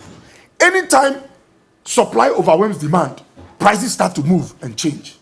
These are real. Anyone you talk to who is not looking for political power and his people will tell you, you will see price increases. It's like face mask. When COVID started, how much was it on the streets? Later, the prices dropped. It's because initially the quantity was small and everybody wanted it. So if you say it's not COVID, you don't understand or you deliberately run away from the issues. Look, luckily, I want to, and Dr. Bawumia spoke to the Ghanaian, the financial sector cleanup. Jiva, it was inherited. It's a liability we came to meet. Look, Capital Bank, I had my funds there. Although the name Capital Bank is no more there, this government put them under Ghana Commercial Bank, now GC Bank. It came with liabilities. Government had to find money to give to GCB so they can absorb the shock that came with their liability. It's to save the deposits of Ghanaians. We came to meet it. Like he said, before we came, there were banks that when you go there, you can't get your money. And the JM, I was on a finance committee. I was a friend of the committee. When the Bank of Ghana came to us, BSD, Banking Supervision Department, they had written report about banks in this country who were messing up in all their indicators. They had to be closed by Bank of Ghana regulations. Yet they were looking on. If we had looked on, imagine what would have happened if over 4 million Ghanaians, their money is gone into the air. Where do you go to? And luckily for the Ghanaians, it's a one-off payment. Now that the banks are resilient, with time, we have to find money through taxes, through loans, whatever, to try and pay this out. It was a legacy of the JM administration. UT Bank, look at their reports that came to Parliament. They have what they call single obligor limit, where you don't borrow an amount more than threshold to only one person, because if that person defaults, it can bring your bank under. Jifa, UT Bank, they gave more than that amount to one person. They were writing letters begging the person to pay. The person never paid. I don't want to mention names. Guess what? It was only when power changed that the fellow started to pay. If power had not changed, all these banks were going under. Jifa. So this is a country that was in serious straits, dire straits. This government, today, your account has not been touched. So the status quo, and unfortunately, human beings, when you keep the status quo, even through a lot of effort, people don't appreciate. Maybe if it had been like DKM, that's where people will appreciate. So Jifa, and by the way, Capital Bank, people don't know this. Let me come down and say this. John Dramani Mahama's government gave money to Capital Bank to try and rescue them from collapse. It was abused even more than their initial capital that they had. When you have banks that have gotten money, you and I, our money, to try and come out of under the water, and they use the money to buy real estate. You see what is happening in the courts? All kinds of funny things. If you're a government, you ask yourself, it's not just about giving the money to them, but whether after giving to them, they will be solvent and keep our monies well. Okay. You know, so that's a lot on the banking sector. No, Please address the issue of the debt. Jifa. Now, I'm watching the time. Jifa, You spoke a you lot, so long. Mr. James. Why is it that you Please. can't tolerate others? Please. Jifa, yes. He's okay. He's tolerating. The issue of the debt. Jifa. You got all these monies from the IMF, the World Bank. Jifa. Yet things are in that way. The additional funding from the 3 oil wells that Mr. James points to. Jifa, I'm happy. The fact that we've seen an increase in oil price. I know the finance minister has said the so-called what's it called? The windfall funds from the windfall profit from sale of oil does not exist because the majority of what we import virtually wipes that out. He said that 2.5 weeks ago when he gave his speech. How do you address how much money you've received Jifa, and yet we don't have enough to show for it? Jifa, the expenditures we made because of COVID, if there had been no COVID, it wouldn't have added to your debt. Our debt to GDP was about 68%. Today, as we speak, it's about 80%. The 3 key drivers that moved it up, the financial sector cleanup was bad. The IPP, the independent power producers, the excess capacity charges was up, and then thirdly, COVID. I'm glad you've raised the IPP. We'll come to that. No problem. But the thing is, allow me respectfully. Sir. No, oh yes, sir. I'm just saying that. Truth be told, we've talked a bit about the financial cleanup levy. You've said that. You just asked me about COVID expenditure. Yes, so COVID expenditure, because Sami raised that. And the fact that other countries did better than we did. Jifa, my point is that all the expenditures we made because of COVID, if there had been no COVID, Jifa, we wouldn't have had, Sami mentioned 17.7 from the president and then 8. By the way, none of the figures Dr. Bawumia mentioned came from his bedroom or his office in Jubilee House, respectfully. All were given from finance. And anybody who is in the working class, I say working, when you've worked with a private or public organization, you know that when figures on the surface don't agree, you don't say that someone is a liar. You go for reconciliation. It is only a person who is so politically minded who starts to brand people as liars just because figures from the same source do not agree. So for me, I'll let that go because it's pure politics. But the point is that the expenditures we made for COVID, Doc, if there had been no COVID in this world, those expenditures wouldn't have been made. Secondly, the revenue shortfalls. Come on, you don't need to be complicated in economics to understand that when you close your airport, your revenues are dwindling. When harbors are virtually, activity has gone down, your revenues are dwindling. The woman you've asked to stay indoors, the funerals that are not working, the hotels that are shut up, they pay you corporate and income taxes, all your things dwindle. The effect Yes, but you still got all these other monies. I'm coming. My point is that the cumulative effect, there was a doctor I listened for University of Ghana. He estimated the impact of COVID in 2020 to the tune of 20% of our GDP. Jifa. Simple fact. If COVID had not been there, the volumes and extent of our debts wouldn't have been like they are today. That's a fact. Now, let me also admit, Jifa, that before COVID, it is true that our debts had gone up. Debt to GDP, it is true. But please, no economist judges a country by only their debt to GDP. No economist. You look at their primary balance also. We recorded positive primary balance first 3 years before COVID. You know what it means? It means that what we spend was either equal or less than what we receive when you take away debt servicing. It's a way to tell whether a country is reckless or not. Because as for debts, remember the debts were services. Some were accumulated before we came. So when you want to judge economic management, sometimes you also look at the primary balance. So you have an idea as to whether the government spends what they receive. That's the first point. Number two, economic growth is a very important indicator of how well a government is doing. This economy was growing twice what we came to meet it. Number three, lending rates. Our lending rates had dropped in Ghana. Every businessman watching this program will tell you that under JM, commercially, some were borrowing at 30%. No businessman goes for loan at 30%. And that our previous government, it dropped. Inflation under the previous government dropped. And by the way, fiscal deficit, he called Dr. Baumia a liar, referring to an IMF and all that. On Joy News, the country director for IMF called and said that when Kenneth Ofori-Atta mentions 4.5, it is not inconsistent with what they have. And that they sat down and agreed that what we use for the financial sector cleanup and IPPs will be under the line. Under the line means that it will not be treated as money we spend. Yes! Why is it that people still hold on to matters that have been settled only to denigrate the man? This asset, and in fact, guess what? I like this part. Ghana, this government, no government since Nkrumah has done this. We passed a law, Fiscal Responsibility Act. Which you put aside. Please, I'm coming. Which is to restrain us. Can you imagine? A government goes and says that I'm putting a cap to how reckless I can be. I'm using those words in inverted commas. Why is it that since the law was passed up to now, the law says that if a finance minister goes beyond 5%, either the fellow is brought to parliament and punished or the president must remove. There are sanctions for going that. Haruna Idrisu, Muntaka, no NDC MP has called for it. If he says it was 7%, why didn't they call for it? You know why they didn't call for him to be punished? Because they admit that those were matters, expenditures, or items under the line.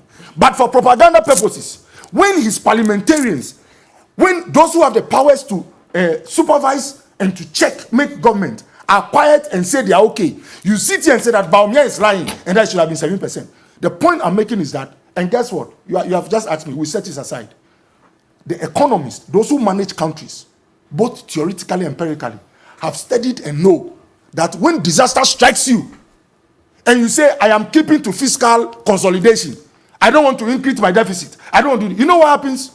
People will start losing their lives. So this president, Akufo-Addo and Baumia, and president said it, maybe people did not understand it well, that we can bring back an economy that is worse off.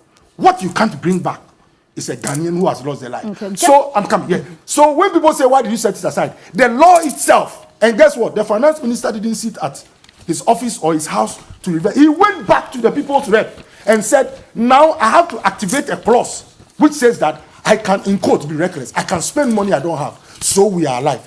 All these things are facts. And that's why it hurts when those who know for political power reasons, seeking power, will avoid it. Let me conclude on this. Oh, just let me, little one which he raised is about the unemployment. I'm coming. Yeah, because he listed these indicators, please. Saying that if you say unemployment is 13.5, yet you say you did better than someone whose unemployment rate was 5%. No, how do you justify that? No problem. But before I come there, Sami, oh, please allow me. We'll take a break. Don't worry, we'll come back.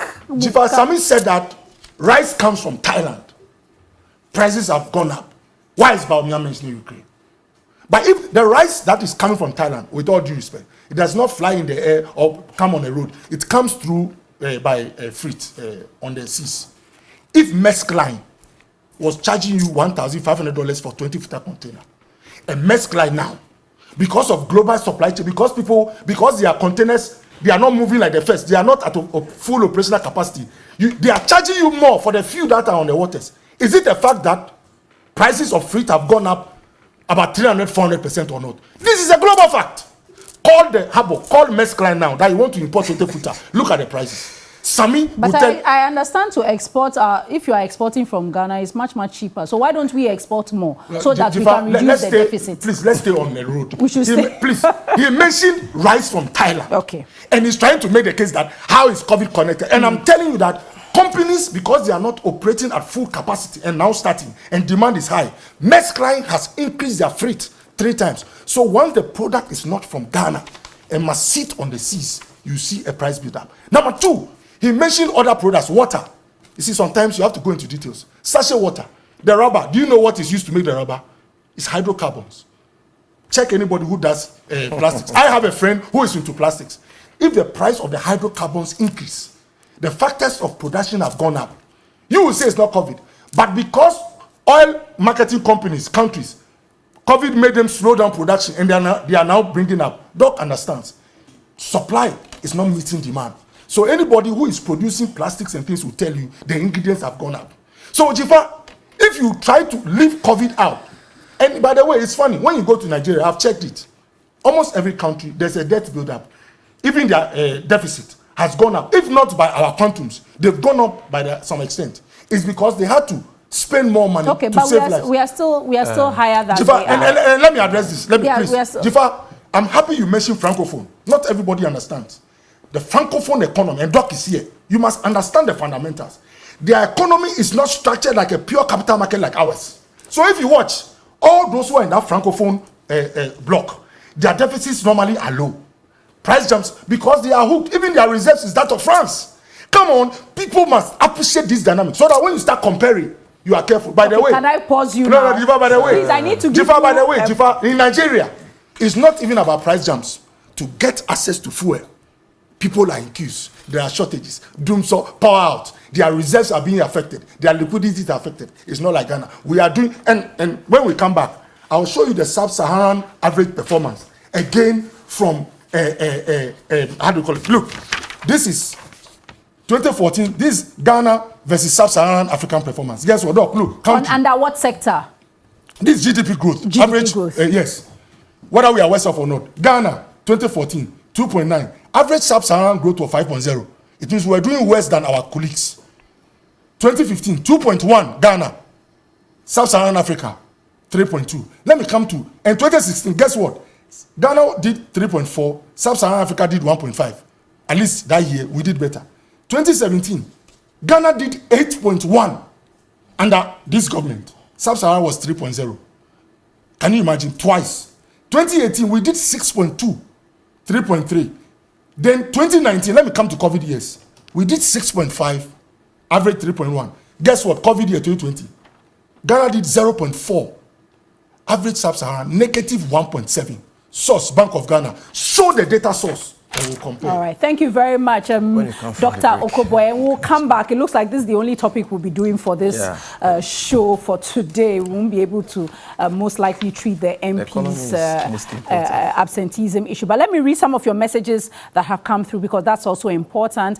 Mr. Nyan Tete writes, the Vice President has entered the campaign mood too early. Comparing records while the erstwhile NDC administration is not in office is not exactly what we want to hear, and blaming COVID and the Russia-Ukraine war and giving excuses provided no clear point solution to our wahala. He was successful in charging the youth base of the NPP, but failed woefully in convincing the country about the ability to bring us back on track.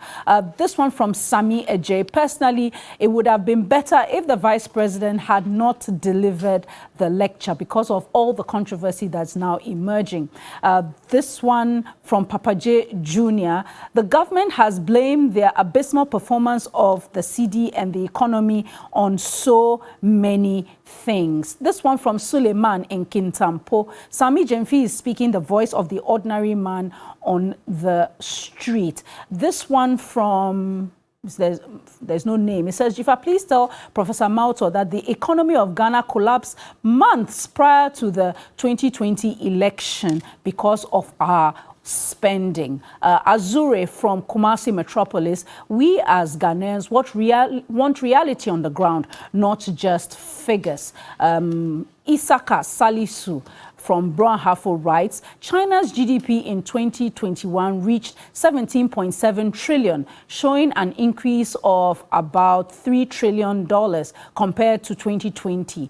And also 8.1% growth year on year, according to the National Bureau of Statistics. And I think what he's trying to suggest is COVID started from there, but they still registered growth. This one from Joe Intema. The unnecessary academic comparative analysis is offensive to us, the masses, who buys in percentages or averages. Kweku from La Paz. Jifa, Ghana is not the only country that was affected by COVID. I think the government totally mismanaged the economy and the exchange rate exposed them. That's from Kweku in La Paz. Daniel from Cantonments.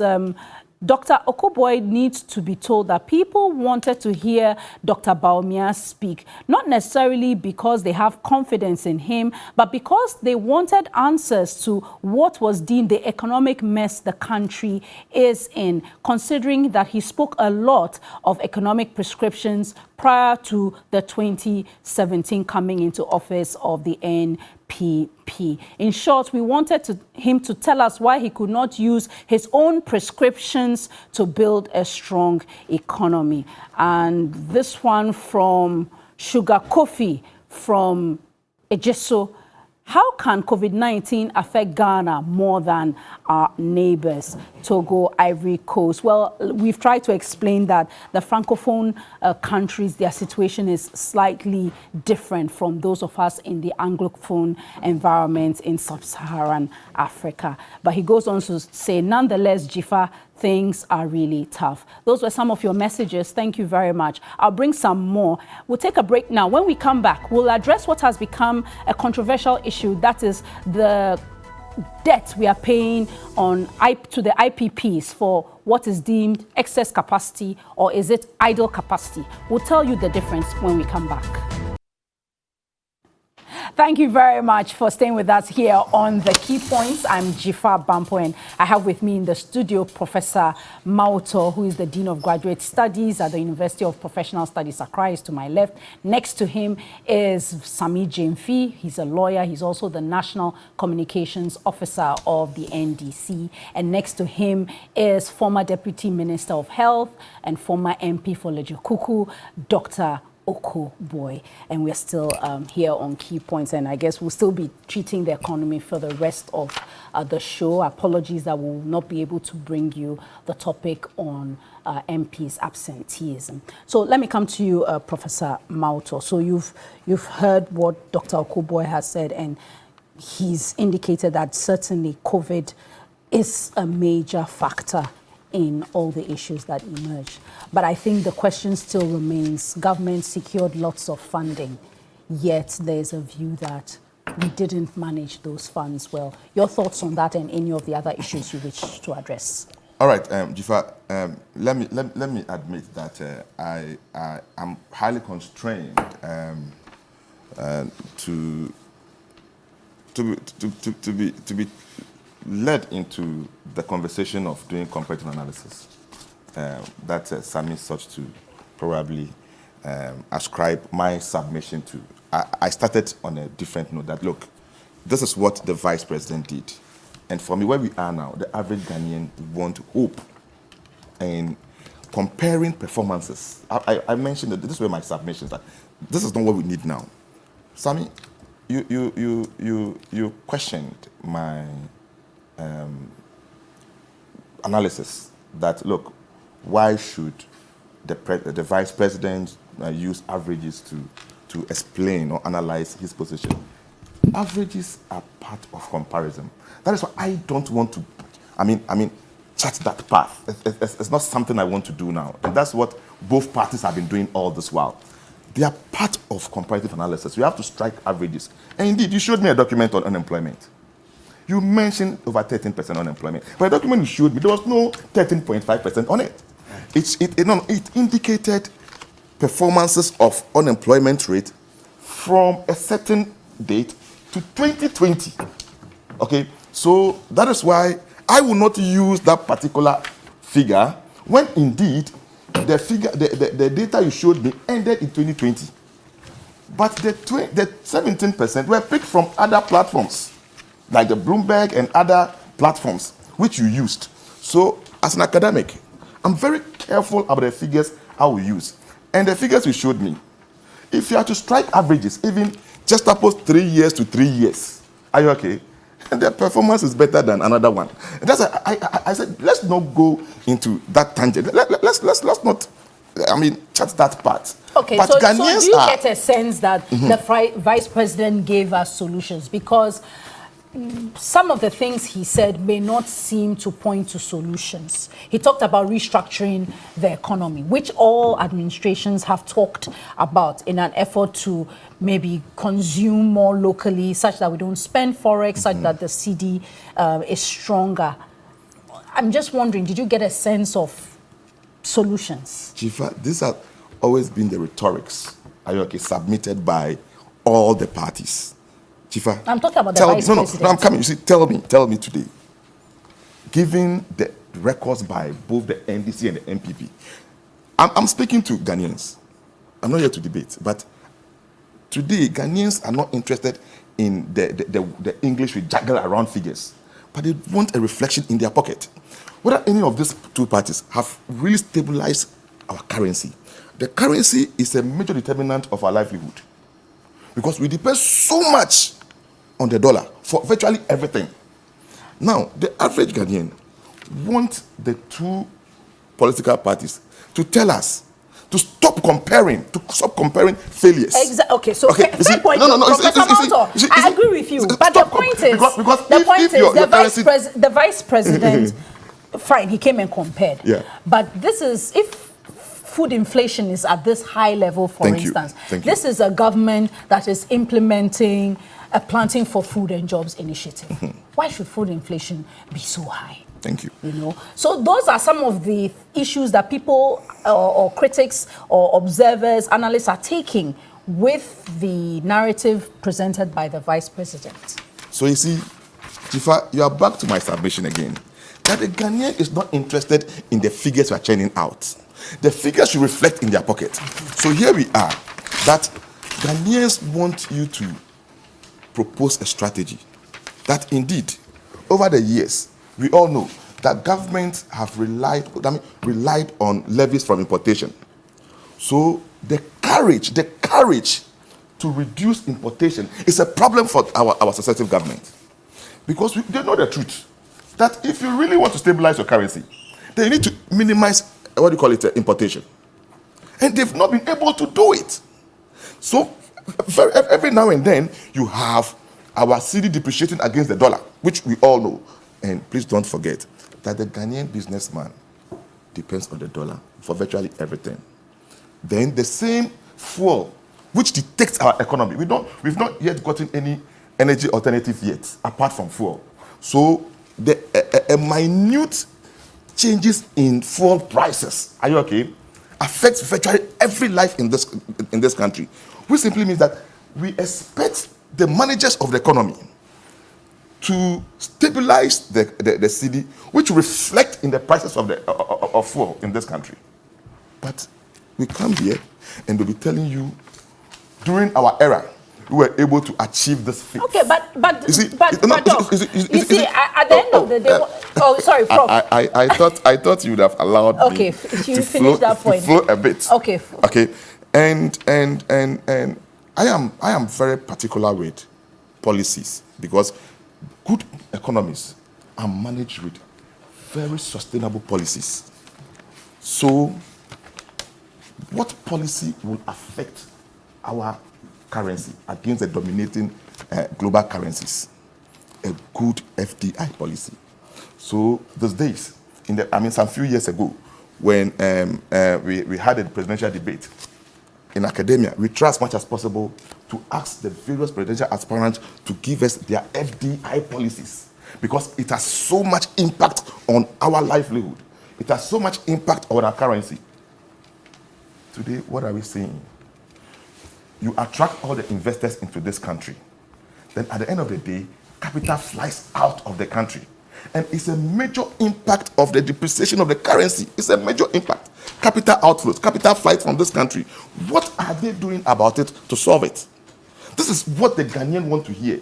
Now, you tell me you have reduced, what do you call it, the depreciation of the currency. Therefore, we should clap for you. Honorable Dr. Okoboy, I won't clap for you. When indeed you have reduced, you perform at a diminishing returns, why should I clap for you? When in actual fact it is not reflecting in my pocket, I wouldn't clap for you. So I always tell them that, look, these two parties have not had that political will to address the problem, but they recycle the problem to confuse Ghanaians. These two parties. So now let's look at one major issue of waste in this system: the public sector energy waste. Energy. Okay. You see, it is reported in both these two regimes that over the years they've not been able to even manage the debts accrued by state enterprises, state-owned enterprises. That even I think in 2020 you have to support with $3 billion just to settle the private sector who provide energy. Is it that we don't have the political will to ensure that those state-owned enterprises will manage their energy and also contribute towards the running of this country? These are things that Ghanaians want to hear. So Jifa, the last time the finance minister came out with measures which we came to discuss here to mitigate the current economic crisis. And what dominated it? Waste management. And are these things new? We mentioned it here, that if you want to address problems of the economy, fiscal discipline is very, very important. We are constrained as a country, which none of them are find a solution to it. But I think as a country, academia has come out with a lot of proposals to assist them. Okay. Even though they don't support us much, sometimes we do it willingly, free of charge. You conduct research for them, they only clap for you. But often they don't even appreciate us financially. It's very, very important. Very, very important. But in relation to that, I think the critical issue of debt relates to the independent power producers. Yeah. Dr. Baumia, in his presentation, said we're paying, $1 billion a year for independent power producers for excess capacity. What do you know about those payments, if you do? Jifa, I think some figures are being juggled out here, okay, which I think I'm very particular using figures when I don't have the sources. I've seen a figure juggling around, and I wouldn't want to go so much into that. But you see, this IPP agreement thing, I have sat in the studio to question and submit my opinion on it, that if we have a government that believes in expanding the industrial sector in this country and churning out a lot of 1D, 1F, and factories thrive on energy, and then we have excess energy in this country, which you cannot champion use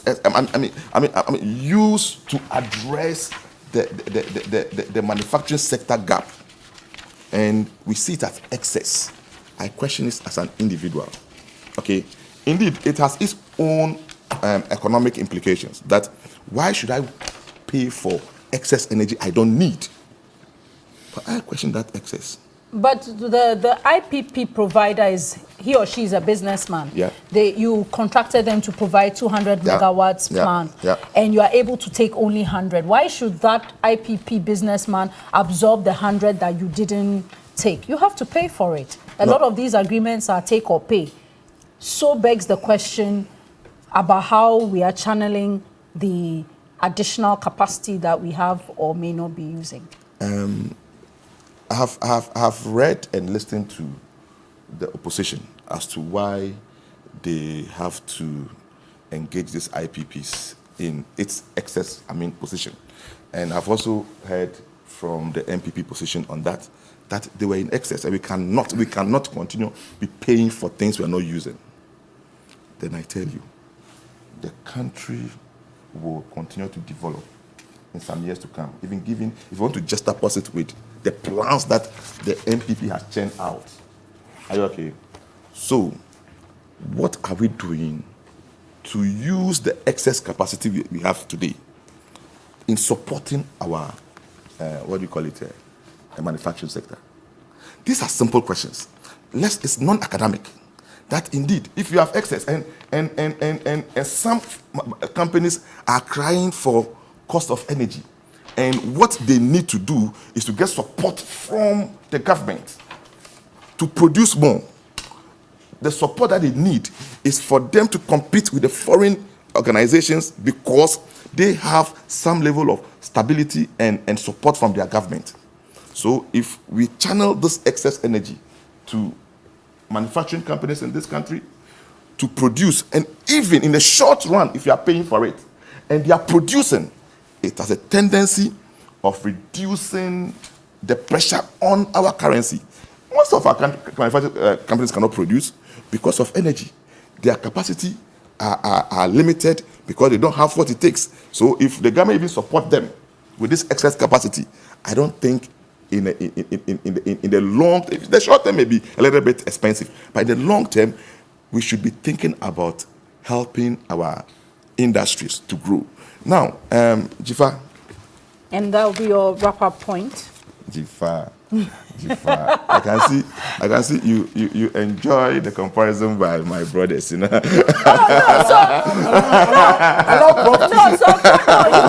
I want you to make your point.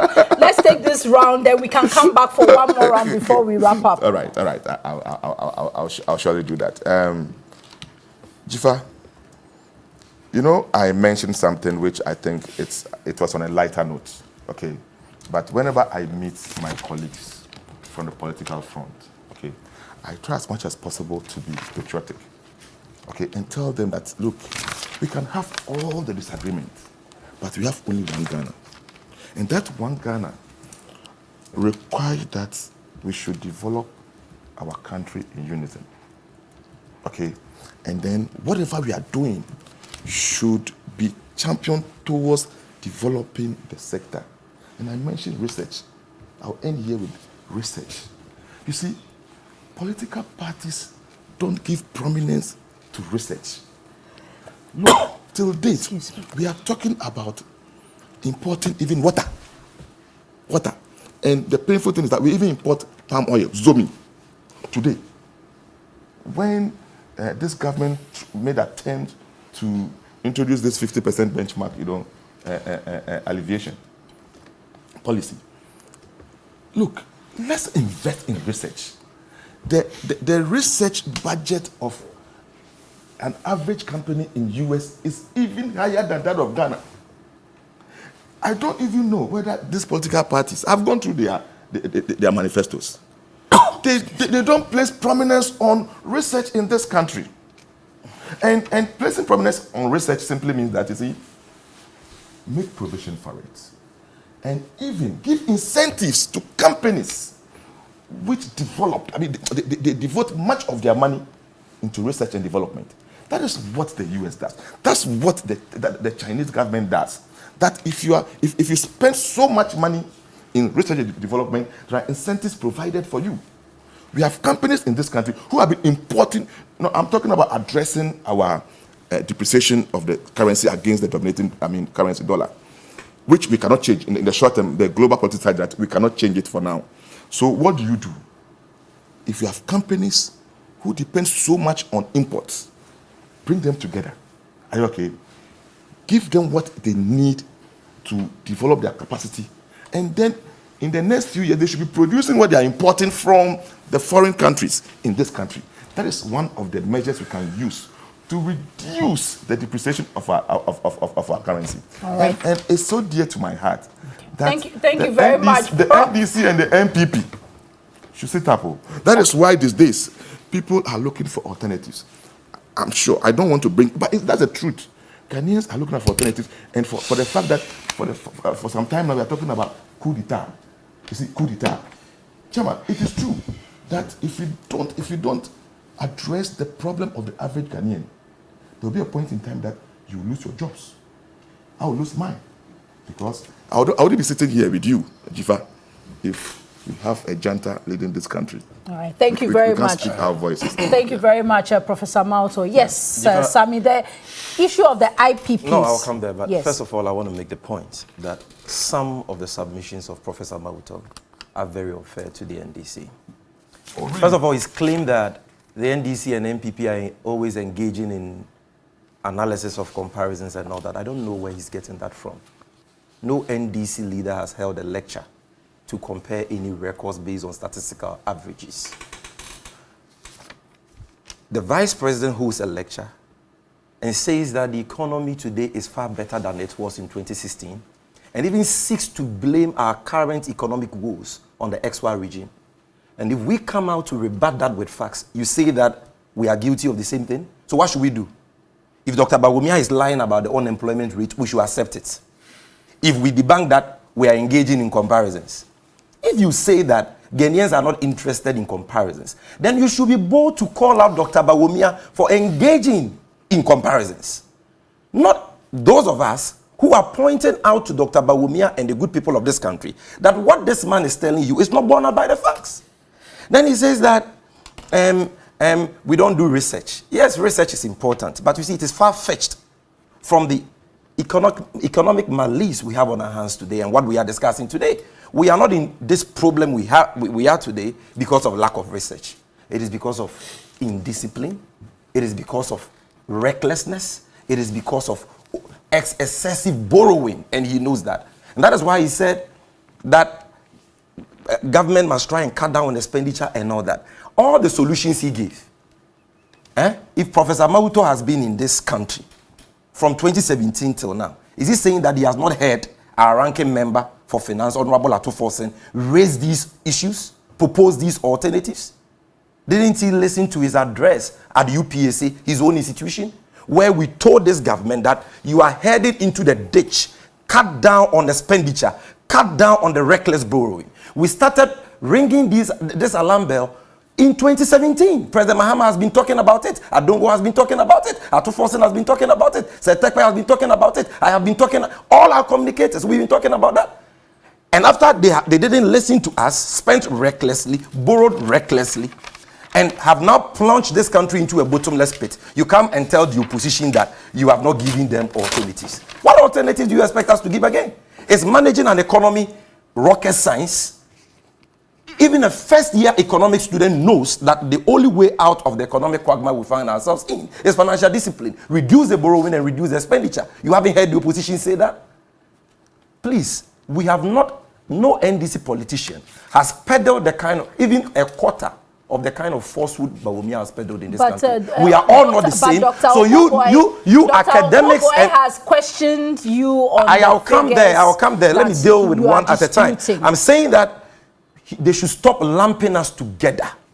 We didn't record deficit of 15.7% and a debt to GDP, rebased debt to GDP of 85% now, heading to 90%.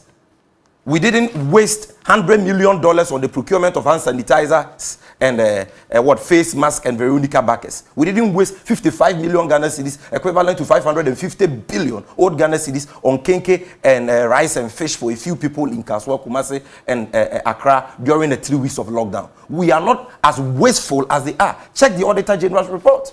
Check the total financial irregularities for 2017, 718 million. That is for public corporations and bodies like that. 780 million for 2016. They promised to protect the public purse. In 2020, what was the figure? 12.2 billion. In the last 4 years, we've lost over 34 billion to financial sector irregularities and all that. Are we the same? Why do you neutrals and academics keep lumping all of us together and making arguments that are not based on facts? So please, Those submissions of yours, I disagree with and I submit are very unfair to the NDC. Now to what Dr. Kuboy said. And you see, he was very condescending and, what he said was very offensive, but I'm not going to respond to that because he said, if we cannot read or if we are not complicated in the mind, Dr. Bawumia gave us bar charts. That was very insulting. But he's my brother, and so I will not respond in equal measure. But just to tell him that if he had read well, he would have seen that Dr. Bawumia, what he did was cherry picking. What he did was statistical gymnastics that doesn't reflect the real unemployment rate of today. This is what Dr. Bawumia said, page 61, paragraph 2. As shown in figure 16, the robust growth in GDP has led to a decline in total unemployment. Jifa, listen to me carefully. Based on World Bank data, the average unemployment rate in Ghana between 2014 and 2016, how many years? 3 years. 2014, 1, 2015, 2, 2016, which stood at 6.29, declined to an average of 4.3% between 2017 and 2020. 2017 to 2020 is how many years? 2017, 2018, 2019, 24 years. And Doc says this is correct. Do you compare? Yes, we use averages for economic analysis. This is 14 to 16. Read well. You are accusing people of not reading. No. Read well. I know that some read well. Were the same. Don't provoke me. Mr. JV, you've gone into No, please, I've not gone there. Jifa, let me deal with the issue. The point is that 2014 to you don't compare 3-year statistical averages to 4 years. And I'm saying that you are talking about unemployment rate now having reduced. Where is the 2021 figure? Because we are in 2022. Why are you? World Bank has figures for 2021. If Dr. Bawumia is an honest politician and was not engaged in cherry picking, where is the unemployment rate for 2021, which is the latest? And Dr. Mauto says he has not seen it. Well, I will show it to you. Please, I didn't say that. You say I've not shown it to you. The document you showed me. Yes. Did not so I will show you another document. What is this document? What is this document? This is the Ghana Web publication reporting what the employment minister told Parliament on 10th, including graphic online. You are quoting sources. You go. Master, graphic online. You Stop displaying your ignorance. You don't even know what I'm talking about. Isn't he referring to a Listen to the story. National unemployment rate stands at 13.44%. Employment minister. This is dated 10th March 2022. Ignatius Bafwa, Minister of Employment and Labor Relations, says Ghana Living Standard Survey round 7 estimated national unemployment rate to be 8.4% in 2019. Remember that in 2016 unemployment rate was 5.45%. This is it. 2016 Mahama 5.45. Okay, 2019 before COVID 8.4. Then listen to him again. He said in 2021, population census put the labor force, which was the economically active population of 15 years and older, at 11.5 million, a little over that. Adding that out of the figure, 9.9 million were unemployed. This puts the unemployment rate at 13.44%. Where is that figure? Okay. So if your vice president has lied, that total unemployment has reduced today, and he's comparing 4-year averages with 3-year averages, and he has conveniently left out the latest unemployment rate, is he not a pathetic liar? So no, Sammy, let's not continue using those phrases. Again, Jifa, if you can say I have shown you he's inaccurate, let's not use those are semantics. Okay. So anyway, but you've dwelt a lot on unemployment. Jifa, I have rebattles to make. You allowed him to flow. Allow me to flow. No. So I beg you. See, I beg you. No, my point is, I will deal with the excess capacity charge. Yes, I will deal with that because Dr. Mauto, you allowed him to flow. You allowed Okuboy to flow. I have things to rebut. Allow me to flow. I get you, but you've already talked about unemployment already. I am done with unemployment. I don't want you to I'm done with unemployment. Then did I hear Dr. Okuboy says we should not engage in comparisons between Ghana and Francophone countries? Oh, really? Mm-hmm. So is he suggesting that Dr. Bawumia was daft when throughout this speech he compared Ghana to Cote d'Ivoire? Or he hasn't read this speech? You see, these people, they think they are more intelligent than all of us, but they keep making a mockery of themselves. From this speech, page 1 to page 129, Bawumia compared Ghana to even the USA more than 10 times. And am I lying? And Cote d'Ivoire, is Cote d'Ivoire not a Francophone country? Even when you were in opposition, candidate Akufo-Addo then always compared Ghana to Cote d'Ivoire. Today you are saying we shouldn't compare Ghana to Franco. Okay, Nigeria is not a Francophone country. In 2020, their budget deficit was 5.8%. Yours was 15.7, times 3 of that. Are you not reckless? Did COVID affect Ghana more than it affected Nigeria? They lived within their means. They didn't spend recklessly for election purposes like you did. So is Nigeria to a francophone country? You see how disingenuous you are. Then they say that Bawumia is not cooking figures. I've shown you that the Ghana Statistical Services don't compare inflation rates. He did that. And even the current inflation rate is higher than what we bequeathed to him. Deficits. You've been lying. That deficit has been below 5% before 2020. You go to the IMF for a rapid credit facility of 1 billion. And because you know that if you lie to the IMF, you'll be fined, you tell them the truth. That deficit for 2019 was 7.2%. Meaning that even before COVID, you had exceeded the legal threshold of 5% per the Fiscal Responsibility Act. This is the document you gave the IMF. And you are sitting on TV3 lying that, Muntaka and Haruna Iddrisu. No, he explained, not even about the Honorable Muntaka and Haruna. He explained that they did below the line. So when they went to IMF, why didn't they do below the line? So when we came, you've been in the media for a long time. When we took office in 2009, and GCB and TOR were on the verge of collapse, and we had to solve that problem. Were we treating that debt, that TOR debt and GCB debt, as below the line? So why is it that when they went to the IMF, they didn't do that below the line analysis and they told them the truth? Then he sits on TV and lies again that the primary balance, he peddles falsehood. You like semantics. I will use the words you like because a lie is a lie. But listen, when you were saying we're not complicated in the mind, you didn't say no. Let me make my point.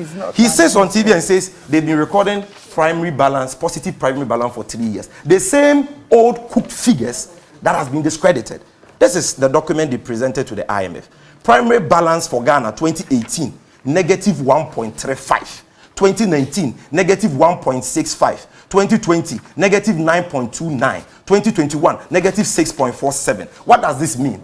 Once you are running a negative primary balance, it means you are borrowing to service your debts. And this is the true state of our economy. Now the issue of excess capacity, I'll come back to COVID-19.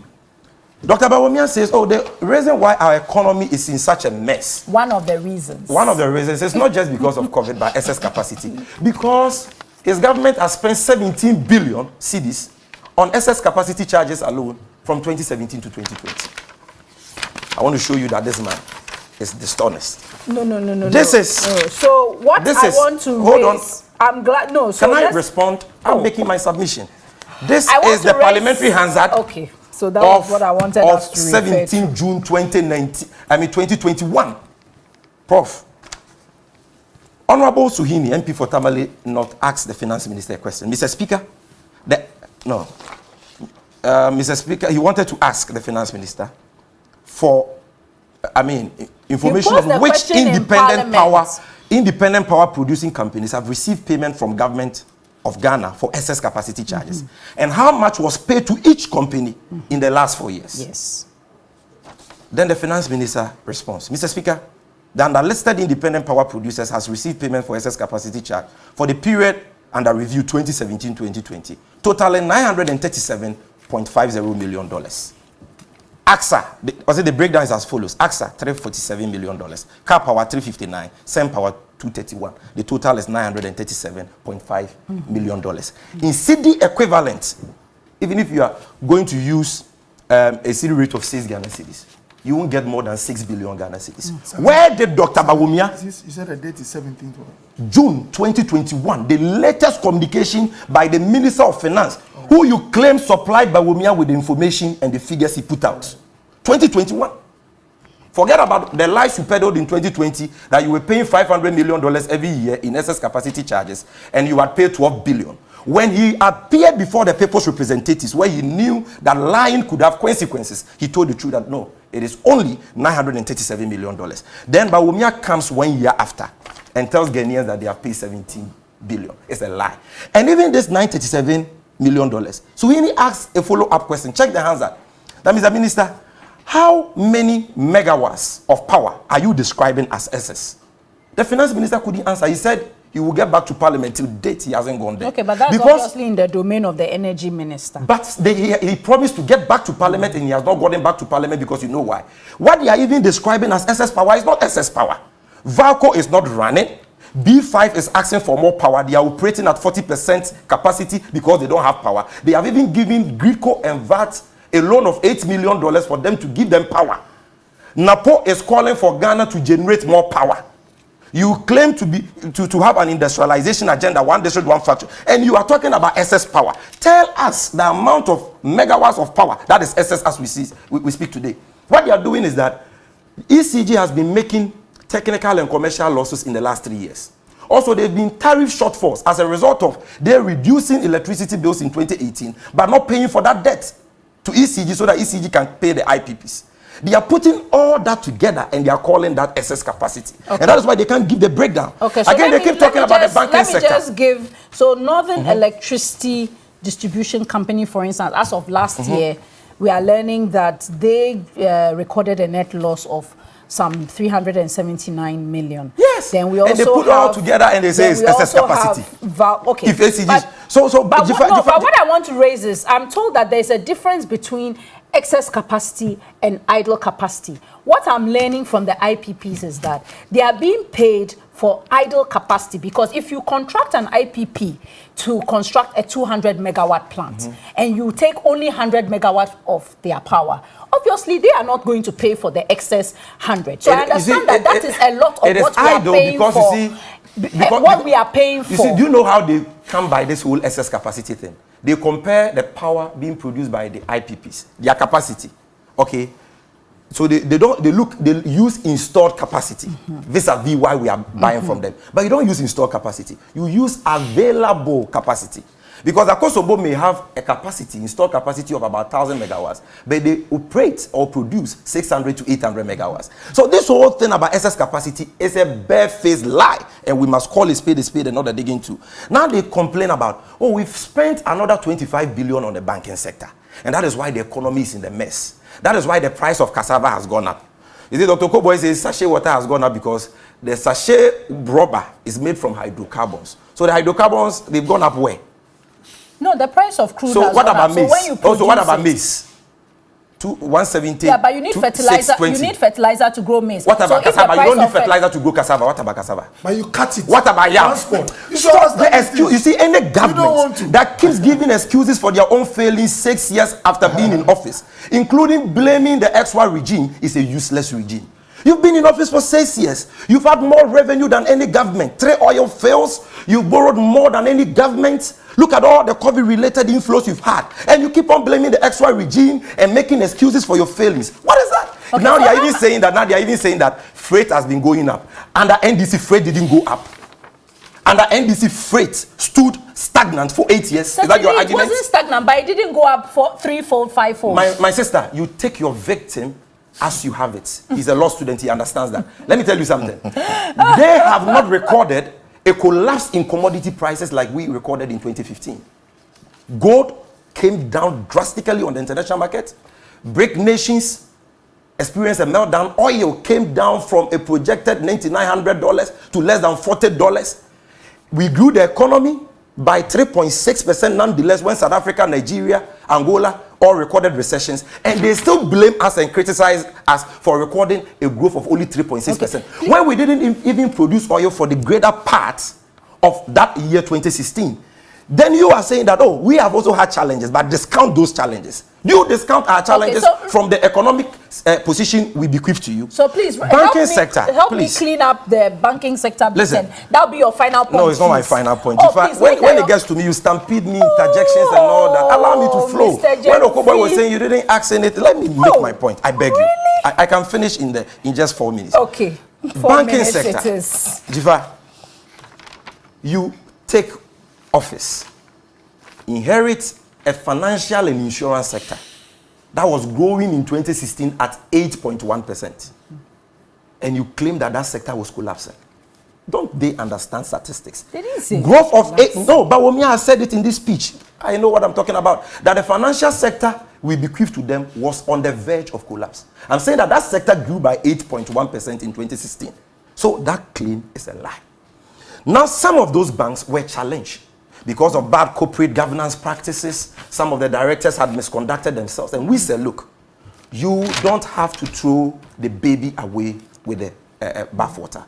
And that you can deal with those corrupt directors and shareholders without necessarily destroying these banks. You can save these banks and financial institutions with just about 5 to 10 billion and protect about 50,000 jobs. They said, no, we will collapse the banks by borrowing 25 billion to pay depositors. And we don't even care if 57,000 people will lose their jobs. So they borrow 25 billion, collapse the banks, 57,000 people have lost their jobs. They've said they've paid the customers, use it as campaign for all the credit and the plaudits they can get from that. And if that has had a negative effect on the economy, you say, oh, it is because of that. You had an option. You could have saved the banks. Indian's bank would not have gone down if you had paid the contractors who owned him, who he supported. The first bank would not have gone down. And by the way, let me tell you something, Prof. You may not know this. Do you know that among the banks they collapsed was a solvent bank, Heritage Bank? Solvent bank. They never defaulted in paying one of their customers. Heritage Bank was a solvent bank. You collapse solvent banks because of politics, because you claim Seydou Agongo, the main shareholder, is an NDC man who got money from Cocoa Board. I don't know. That was the reason. Go and read the Bank of Ghana statement. They said that the money he used. What I know is that there was a concern about meeting the requirements, and there was there was a view that they could not be sure about where the funds to support let me remind you. Came from. I know that very clearly. Yes, because let me tell you what it was. They said that the funds he used in establishing the bank, that minimum capital, came from proceeds of contracts he did for Cocoa Board. And that since he was being prosecuted in court in relation to those contracts, they are revoking his license. When any criminally accused person should be presumed innocent until proven guilty. And so now if Seydou Agongo is acquitted by a cause, what would you have done to him? You have destroyed the solvent bank. You collapsed Construction Bank. Who launched Construction Bank? Construction Bank was launched in 2017 by Dr. Bawumia and Addison. How can you blame that on President Mahama? So what they are saying about the banking sector crisis is neither here nor there. Now they say that. Now they say that. Now they say that. Dispute that potentially the view of analysts is that if we had continued supporting the banks, because they were getting support from the Bank of Ghana anyway, and I know there have been critics who say that there are people at the Bank of Ghana whose heads should have also rolled for the lack of enforcement. But that's the difference between John Mahama and President Akufo-Addo. Even though Capital Bank, even though the board of Capital Bank was chaired by a known MPP sympathizer, Reverend Utabel, a man I respect so much. And the rest. We gave them money. So if they misuse the money, what you can say is that go after them. Are you getting me? But you can't say that President Mahama was wrong in bailing out banks all across the world. No, I don't think anyone has said President Mahama was wrong. That is what they are saying. Didn't you? Were you not listening to Okoboy? No, sir. What he said, and he can correct me if I'm wrong, is that government made an effort to save the banks. Yes. But the banks... not all the banks. Okay. The banks... Heritage Bank was solvent. Okay. Construction Bank came under them. Let's not put the issues together. Hold on. He gave the example. If Unibank had been paid their arrears, they would not have collapsed. Let's talk about... that funds were provided, yet they continued in their same reckless behavior. They didn't change their spots. Now, on COVID. Didn't Dr. Bawumia say in this speech that despite COVID, this government has recorded an increase in revenue by 20% annually, 25%. Didn't he say that? Oko, didn't he say that? Yet he said that we did 3 weeks of lockdown. And we had closed the airports. We had closed. In spite of that, you got more tax revenue than you even got before COVID. 2019, tax revenue was 42 billion. 2022, now COVID war, 45.3 billion. 2021, with COVID still in the system, 55 billion. So what was the net effect of this COVID-19 you keep blabbing about, using as a whipping boy for your own mismanagement on even revenue? The real sector before COVID, 2016 under John Mahama, the man you call the incompetent one, manufacturing, a very important sector to emerging economies, grew by 7.9%. In 2019, before COVID, it had declined to 6.5%. Before COVID, the construction sector, which is a measure, the growth of the construction sector, which is a measure of how you are investing in capital expenditure, grew by 8.4% in 2016. In 2019, before COVID, negative 8.5%. Oh, the economy, listen, this is what the World Bank country director, who is not Sami Jenfi, has told you. Be truthful to Ghanaians. the economy is very bad. World Bank to government. And the relevant portion says, I quote the World Bank director, is it a really serious situation? Well, the numbers speak for themselves. The situation is very serious. Then he says, at the World Bank, we have not hidden the fact when we have held discussions with government officials and even the head of state that Ghana faces a very tough road ahead. Then he says that yes, COVID has not helped. But even before COVID-19, there were signs that the situation was getting bad. This is the World Bank country director. Then I have shown you that with regards to the depreciation of the cedi, Doc, you are the professor here. If I'm lying, you can interject and say I'm lying. COVID helped you to stabilize the cedi because COVID reduced the demand for dollars.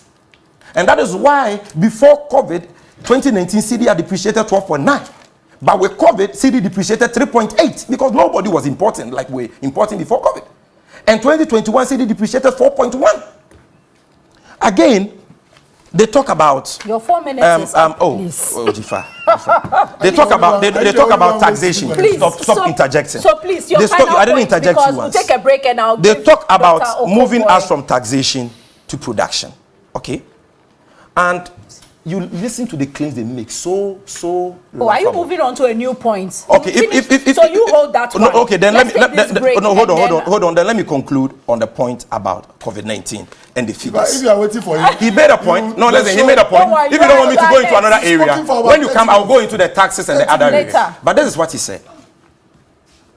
They say that because the minority has not sought to censor the finance minister, based on a breach of the Fiscal Responsibility Act, which said that they should be disciplined, live within their means and not go beyond the budget deficit of 5%. Then it means that every figure they peddled before we cut them pants down in 2020 when they went to the IMF was correct. That logic is tantamount to the logic which says that Atayi has been robbing people in Ghana, but until his arrest, prosecution and conviction, he was not a thief. Listen. There is no expiry date for crime. You guys had cooked figures and concealed figures that really reflected the real state of the economy for 3 years. It took the IMF to expose you. It doesn't mean that if we have not raised those matters before the floor, we cannot raise them tomorrow, because there is no time limitation to these issues. So, Jiva, because you don't want us to go into other areas, I will pause here and say that, look, we are in this mess because of the reckless expenditure they engaged in 2020 and 2021 and the excessive borrowing. The problem we have on our hands is not because of COVID or any war or any excess capacity charge. What Ghanaians are expecting from their leaders is candor, and leaders who are ready to accept responsibility and say, you know what, we are going to now cut expenditure in truth. The president will stop flying in hyper-expensive private jets at a high expense to the already impoverished Ghanaian taxpayer. Okay. We are going to reduce the borrowing and manage the economy well. Stop making COVID-19 and the war which commenced only 1 month, 2 weeks ago your whipping boy for your own economic failings. All right, thank you very much, Sami JV. Let's take a break and we'll come back and then we will take the submissions of Dr. Oko Boy. Thank you for staying with us, and thanks for following us on Twitter and on Facebook, and for sending your messages. I know a lot of them have come through. I'll read them towards the end. Let me allow Dr. Oko Boy to address the issues that have been raised. Yeah, thank you, Jifa. So first of all, it's very important to mention that when they talk about the inflation being about, let's say, 15% now, let's say even if you give 15 for food prices, it doesn't mean all foods are going up by 15%. The price jumps are more than others, especially for imported products, because of what I mentioned about the freight and inflation in those countries. So let's say what the typical Ghanaian will call corner beef, is coming from, let's say, South America. So if prices go up in South America because of global challenges and all that, if you are buying it here, it will jump maybe 50%. But the one who is buying maize or cassava or plantain, even if it's gone up, it will not be like the economy. So it's important to mention some of this. By the way, prices have never gone backwards. They've always gone forward. We look at the jumps, so that if in 2016 you had inflation at 15, what it tells you that prices were going up by that figure. And that is important to mention. Sami talks as if tomorrow, if unfortunately, or God forbid, they come to power, prices will stop or go back. These are important matters. Oh, Sami, be tolerant, please. Don't attribute things to me that Jifa, look, it's very important to mention that Dr. Bawumia gave us some points of assurance. The first one being that the rapid depreciation that we saw of the cedi, and he mentioned the factors, things have gotten calm. The markets have gotten calm. It's not dropping like that because things have been put in place. So the factors have been worked on. Look, the activities that dwindled because economies were closed, airports were closed, land borders were closed. Now that we've opened, they are picking up. So all these are pointers that show that we are on recovery. It means that the hardship will come down, the suffering is going to come down. These are very important points. Prof mentioned something about solving the perennial problem of our cedi going down no matter the regime, Jifa. The best way to do that is to increase your exports and reduce your imports. And I'm happy, data doesn't lie. If you look at the trade balance, Dr. Bawumia gave us graphs. And again, with all due respect to Sami, when I said, if you are not complicated, the point I want to make is that some people to read, assimilate, and make judgments can take some time. But graphs allow you just on the surface to appreciate what is happening. Look, trade balance tells you an idea how much you are exporting as a country versus what you import. If the price, the value of what you export is more than what you import, we say you are having a positive trade balance. It means at the end of the day, it's a better situation than importing more volumes in terms of money than you export. And look at what happened. In 2013, Ghana had a negative trade balance. It means that averagely, we spend the value of our imports was more than our exports. It was negative in 2013, 2014, 2015, 2016. It's an indication of the structure of that economy. It's an economy that averagely takes in more than it exports. The picture changed when this government came to power. Now, you have 2017 being about 1 billion plus. It went to 1.8 billion in 2018. It went to even 2.2 billion. Jifa, facts and figures don't lie. They are not propagandists in their nature. They stare at you in the face and they challenge you to bring alternatives and not speak based on your thinking, discretion, or emotion. Facts don't lie. And the graphs, look, one is down, the other is up. It's classical. They call it, the imagery is loud. And these things don't happen by chance. It takes a shift in the structure of the economy. It might not be significant, like Prof wants it. But now that you are assembling cars here, any Polo, VW Polo you see on the street, if it had been bought from Germany, you need dollar to import it.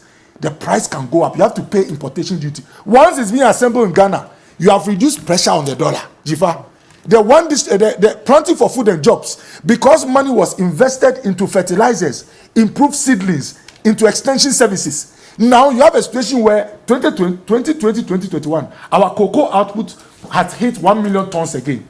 It means that you can get more forex. Okay, but that's one aspect of agriculture. Of course. The food inflation still remains an issue. Look, and I'm happy figures don't lie. Look, one thing I like about Dr. Bawumia's lecture is that it was a lot of facts and figures, less discretion and opinion. Look, page 56, telling you about sectorial growth, how we have improved as a country.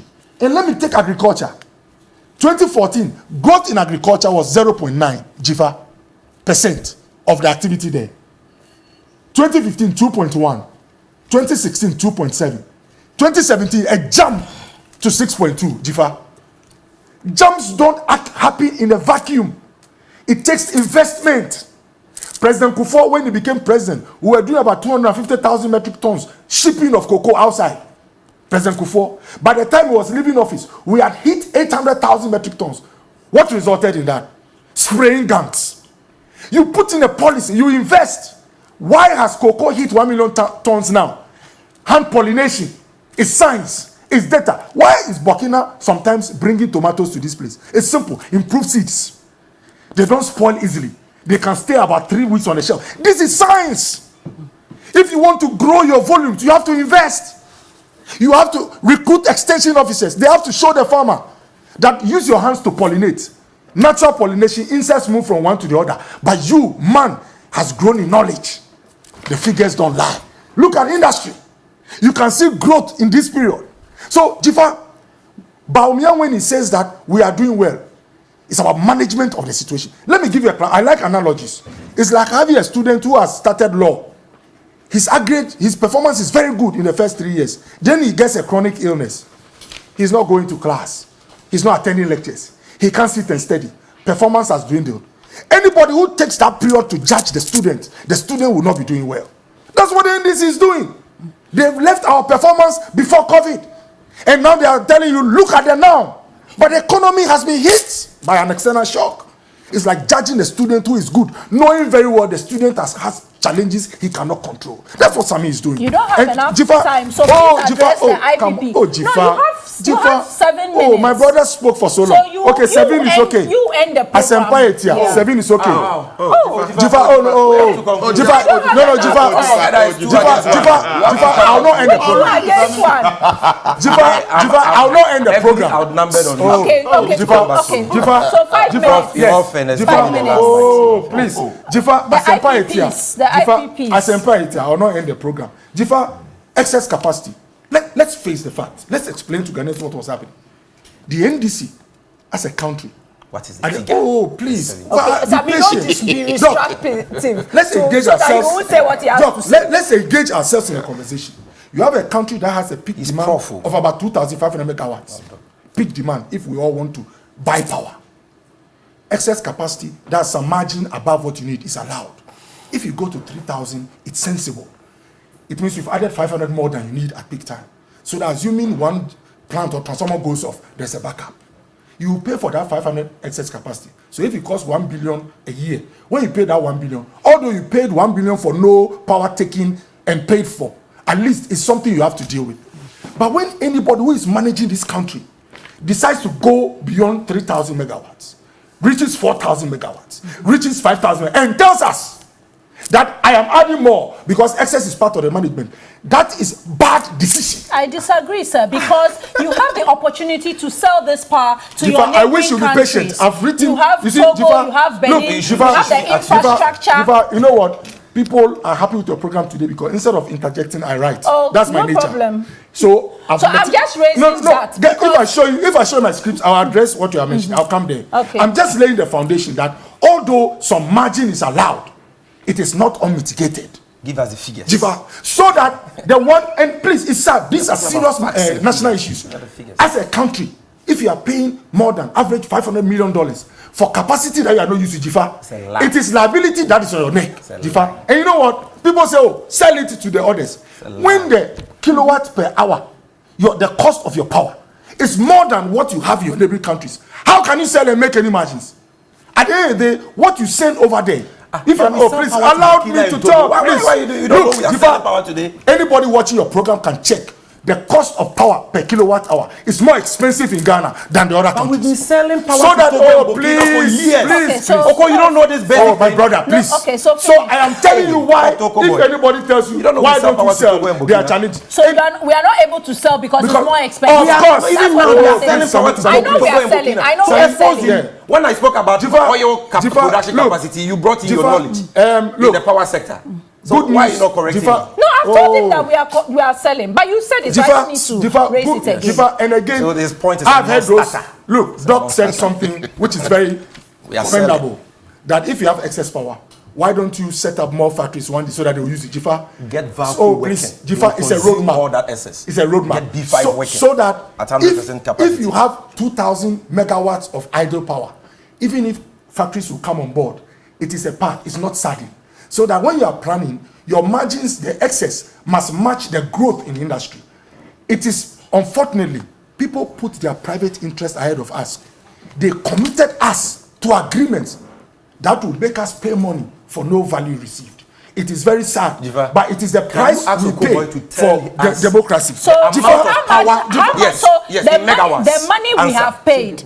We read what the finance minister answered in Parliament.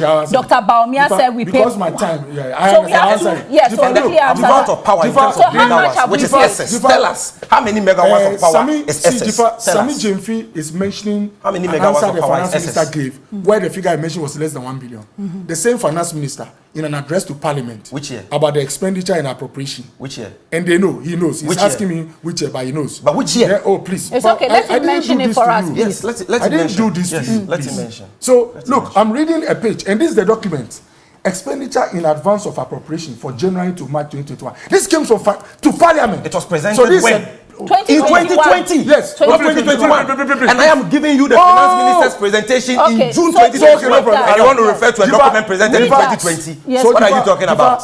In this document, that's why you can't tell me. Hold on, in this document which came before, and I like the fact that he said his is in 2021. This is a document which came before his. Yes. But guess what? Common sense. In Which one one of the would you pages, rely on? It's okay, go ahead, he Mr. said, Mr. Speaker, these significant macro fiscal gains were achieved in spite of having paid 12 billion in excess energy capacity charges, which we inherited in 2017. Jifa, listen this carefully well.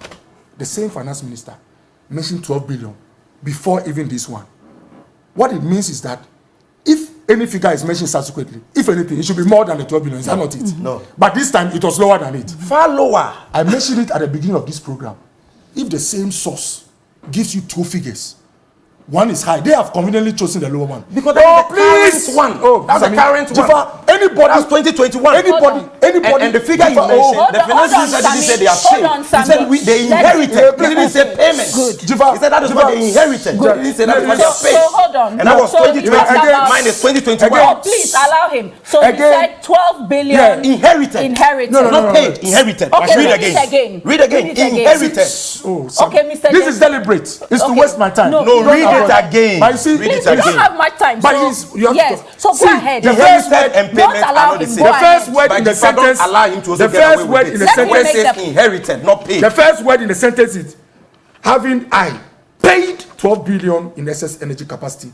Is the excess capacity that was inherited, not the payment. Clear. Jiva, so the point I'm making is that question in 2021 Jiva, provided a breakdown.